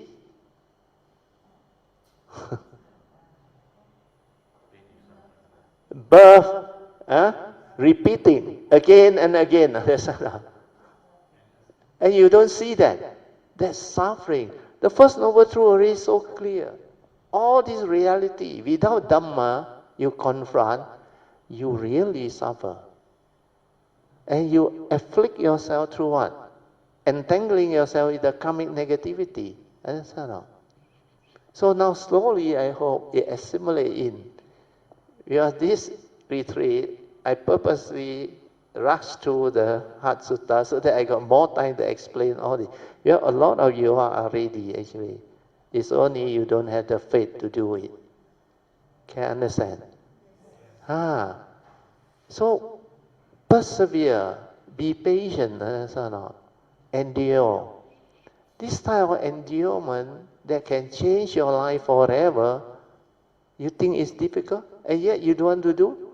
You like to go through the suffering, easier to endure suffering. I tell you, very traumatic one. A lot of people enter mental hospital. A lot of people with fear become depressed. They go cuckoo. So, very easy choice there. Do this for support, everything become clear. And do you suffer? You lie down only, Relax and enjoy, like my last teacher guide said. Like that also don't want.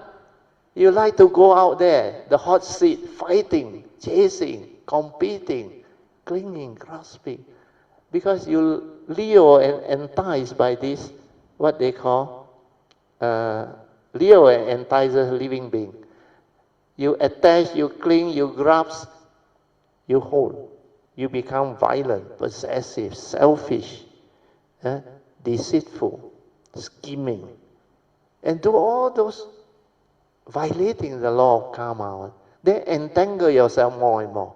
Like Soo Yee said, the more you have the wrong thought, the more the thing actually create havoc for yourself. Where there is not living life, there is heedless thinking. So now understand. Very easy to meditate, isn't it? Lie down, relax, enjoy. Understand? Chan, come. Lie down, relax, and enjoy. What is meditation? Answer: lie down, relax, and enjoy. But don't sleep, huh?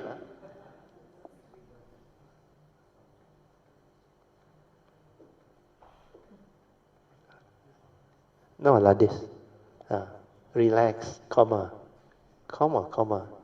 Just lie down, comma. Relax, and enjoy.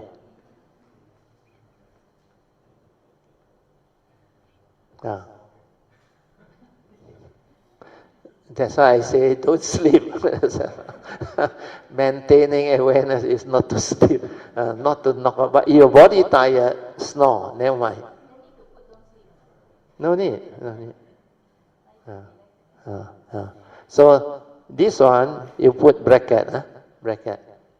You put here meditation, bracket.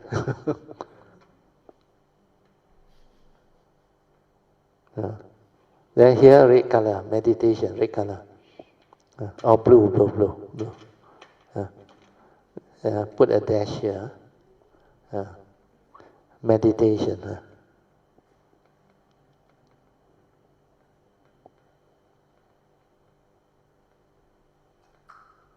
Very good. Oh, lucky you got Brother Chan. The writing very nice. So now can understand. You may think it's a joke, but it's a very powerful understanding. Okay? So next quote. Number 3. Meditation is just the silent mind being aware of what is going on within our form and mind, to see the truth of dependent origination clearly, and to see things as they are via the direct seeing. So now everything is clear, right? Clear or not? This unique quote. Meditation is just what? Silence your mind. Then maintain awareness means being aware of what is going on within your form and mind. Then after that, to see the truth of paticca samuppada, dependent origination. See how you function as a human being. It's just so simple. Then to see clearly and to see things as they are.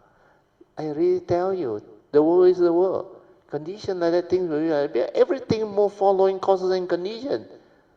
Then you somehow want things your way. No wonder you suffer.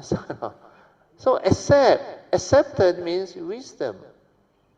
There are causes and conditions behind. Whatever arise, these are phenomena supported by causes and conditions. Definitely there are causes and conditions behind it. Then with that, what happened? Wisdom arises. And you see it via what? The pure awareness nature, which is the direct seeing. Understand? So now all these words become clear. Can follow or not? Next page. Meditation. Meditation is very easy when you understand that the natural state of mind before the stirring is the true mind, that meditative silent mind, i.e. without thought you are already aware. So don't have to practice to be aware or try to be aware, because the trying and practice is by the thought. When thought is active, you are no longer aware, because you are already lost in thought, preoccupied with the thinking. So now the meaning clear or not? Because after you understand, it becomes very clear, very easy. But before that, you very confused on, because it's like you don't understand what is written there. But now, after this period of training or whatever, cultivation, then every of these words become clearer and clearer and clearer. Like Bunfi came and see me. He said, Brother Teo, last night I didn't catch this word. Because at that time not ready. This is the third time only.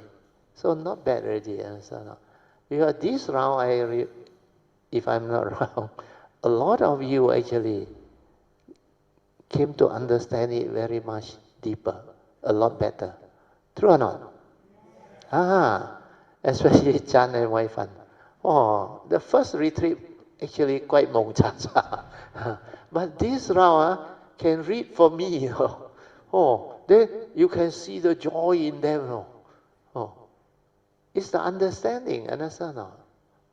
You don't understand, you cannot express that joy, understand? That faith, that confidence. Okay, next one. You need Dharma Code 5. Therefore, just relax and maintain awareness and let things be. Then the mundane mind will slow down and return to its original state before the stirring or thinking to become just aware. See? Just now I explained, now appear in the code. That's why I say meditation is very simple. Lie down, relax, and enjoy. But maintain awareness, understand? Learn how to relax. You want to add in the word lie down? Oh, relax is there. Of course, enjoy is not to snore and help sleeping. Then you are no different from the pig. Okay, next one. You need Dharma Code 6. Meditation as taught by the Buddha is to develop a stable sati leading to heedfulness, to see things as they are, and to insight into the three universal characteristics of nature, namely anicca, dukkha, and anatta, to awaken, thereby realizing the wisdom needed to free our mind. Continue, yeah. Unit Dharma Code 7. Meditation must be done with understanding. So now make sure you understand before you do, understand. Otherwise, you try this, try that, then you inside have doubt. This one nobody teach you, no. Monk also don't teach you, no. Then should I do or should not do? There is doubt, understand. When you have faith, when you have weakness, and investigated, like the Buddha said, if I try, does it harm me? Lie down, relax, and enjoy. Harm you or not? Definitely no. Then does it harm others or not? Your wife will love it, man, I tell you. Because you don't kacau her anymore. Or your spouse will love you. Because you know how to relax, maintain awareness, enjoy, and become peaceful next to her or next to him. And throughout the day, you are so cheerful, so peaceful, so full of appreciative understanding. Thank you, honey. You have sacrificed a lot. All these sweet words come out. I tell you, you must have thought, I think something wrong with my spouse. Why suddenly, total change. Then you can tell them, because I attend Brother Theo's class. You don't laugh. A lot of wives, after attending the class, the husband, they go back. Then somehow they call me. They say, Brother Theo, thank you so much. I say, why? He said, after my husband go to your class, he become different. And you know what she tell the husband? Whenever he go back to the old way, he say, I think you better go Brother Theo's class. And really, a lot of them told me that. So this is what Dhamma can really help. Okay, next one. Unit Dharma Code 8. Maintaining awareness. To meditate is very easy. Just relax and maintain awareness, and the mundane mind will slow down until the meditative silent mind returns. With this understanding, you just relax and maintain awareness to develop this awareness-based meditation. Just let things be and don't try to know. The silent mind will develop the understanding and the awakening on its own. Dhamma Code 9. The meditative mind. When you are relaxed, aware and without thought, you are at peace. Your mind is tranquil and still. This is your meditative mind.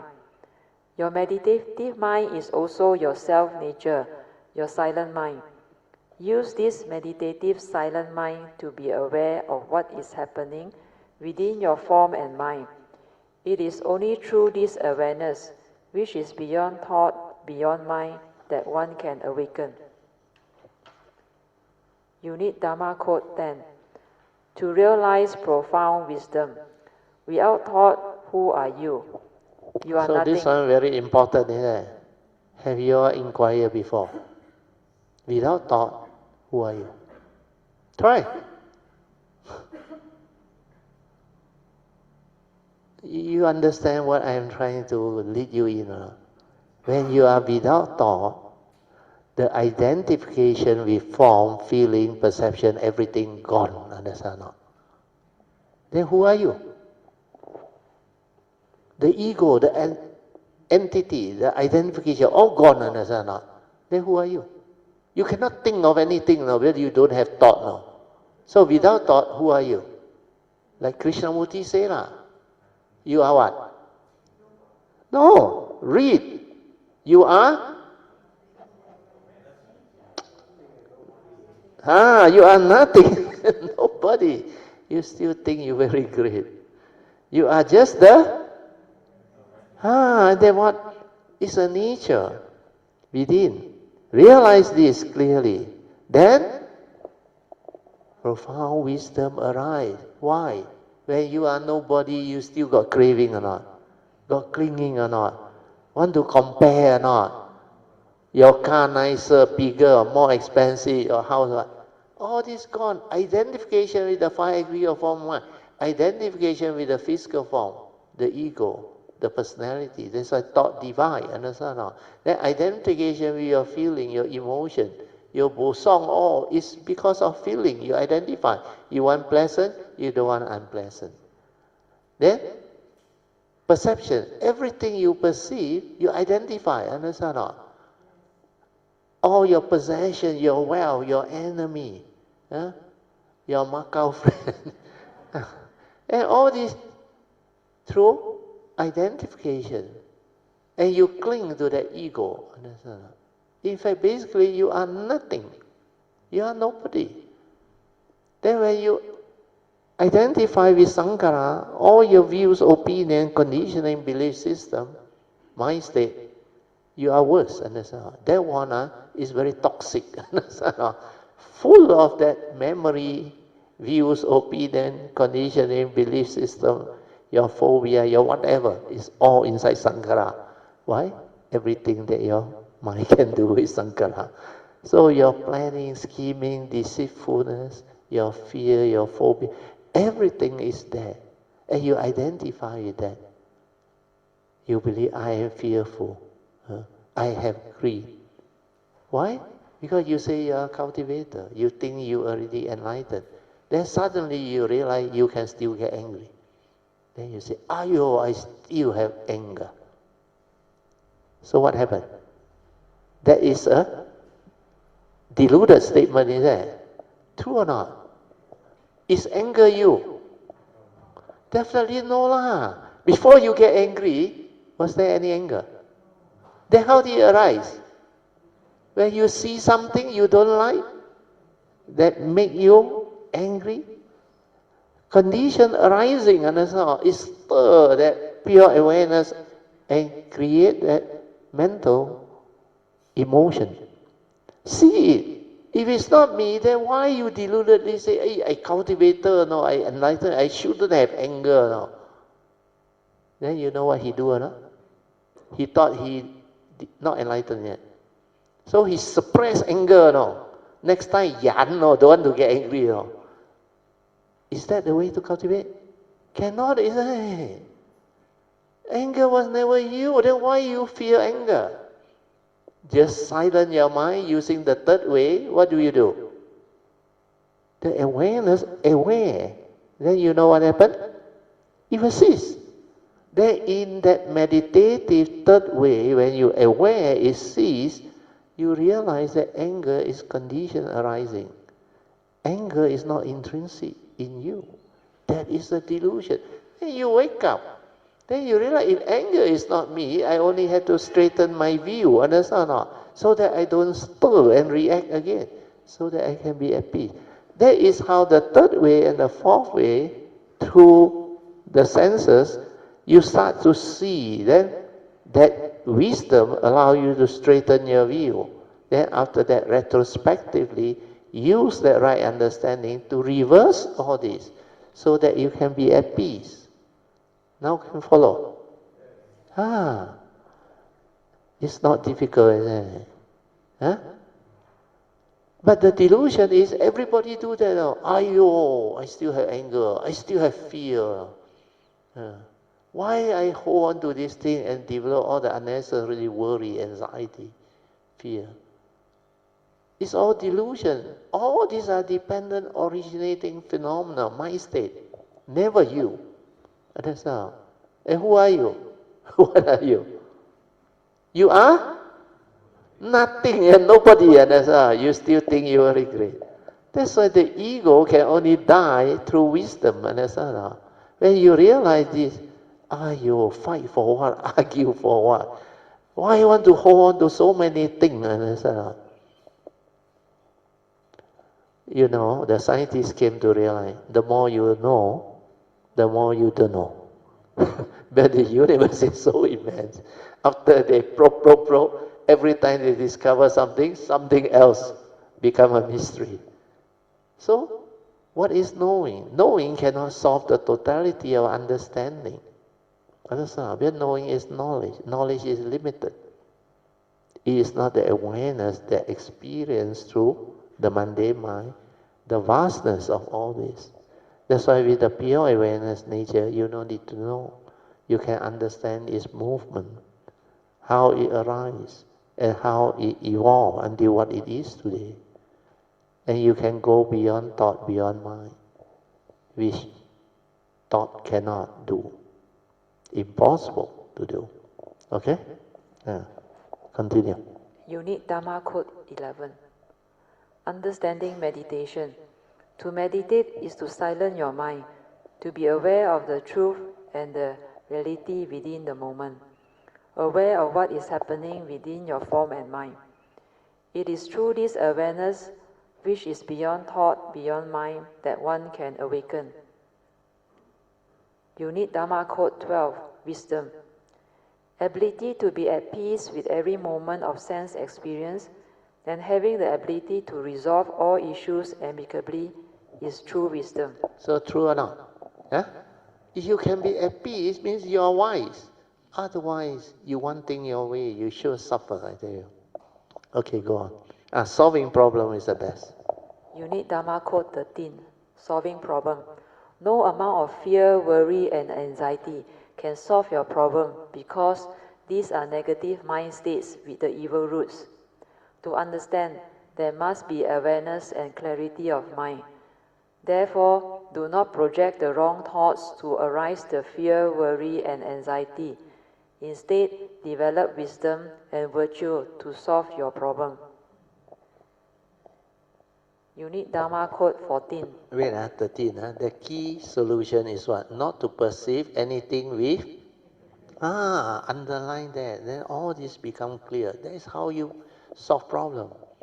If you don't perceive it with negativity, then you are not affected by it. Understand not? Thing is just the way it is. He is the way he is. The world is the world. Any problem or not? You at peace already, isn't it? If you go and recollect through memory, wow, last time this guy did this to me, cheat me, you sure posong, understand not? That's why when you perceive them with negativity, although it could be the truth, well, last time they did to you.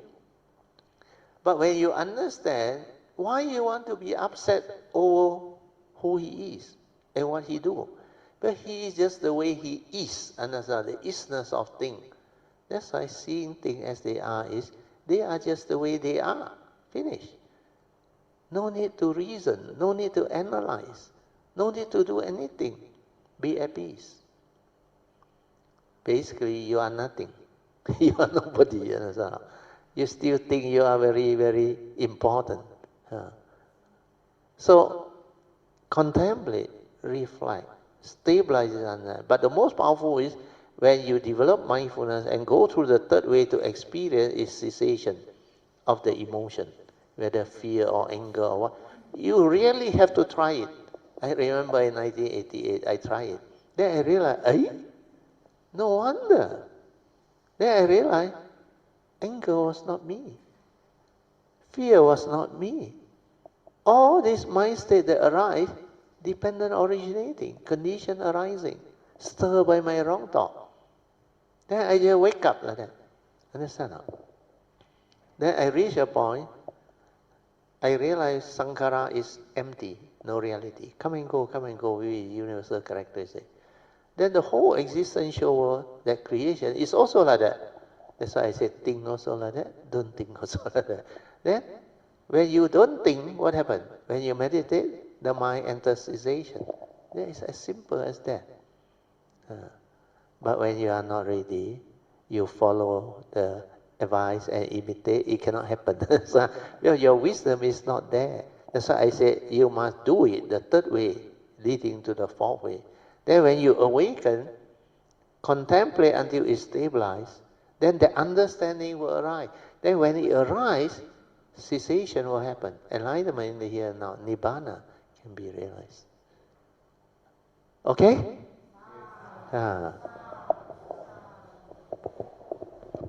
Unique Dharma Code 14. Develop wisdom or right view to accept the reality of the moment so that you can be at peace with a calm and clear mind.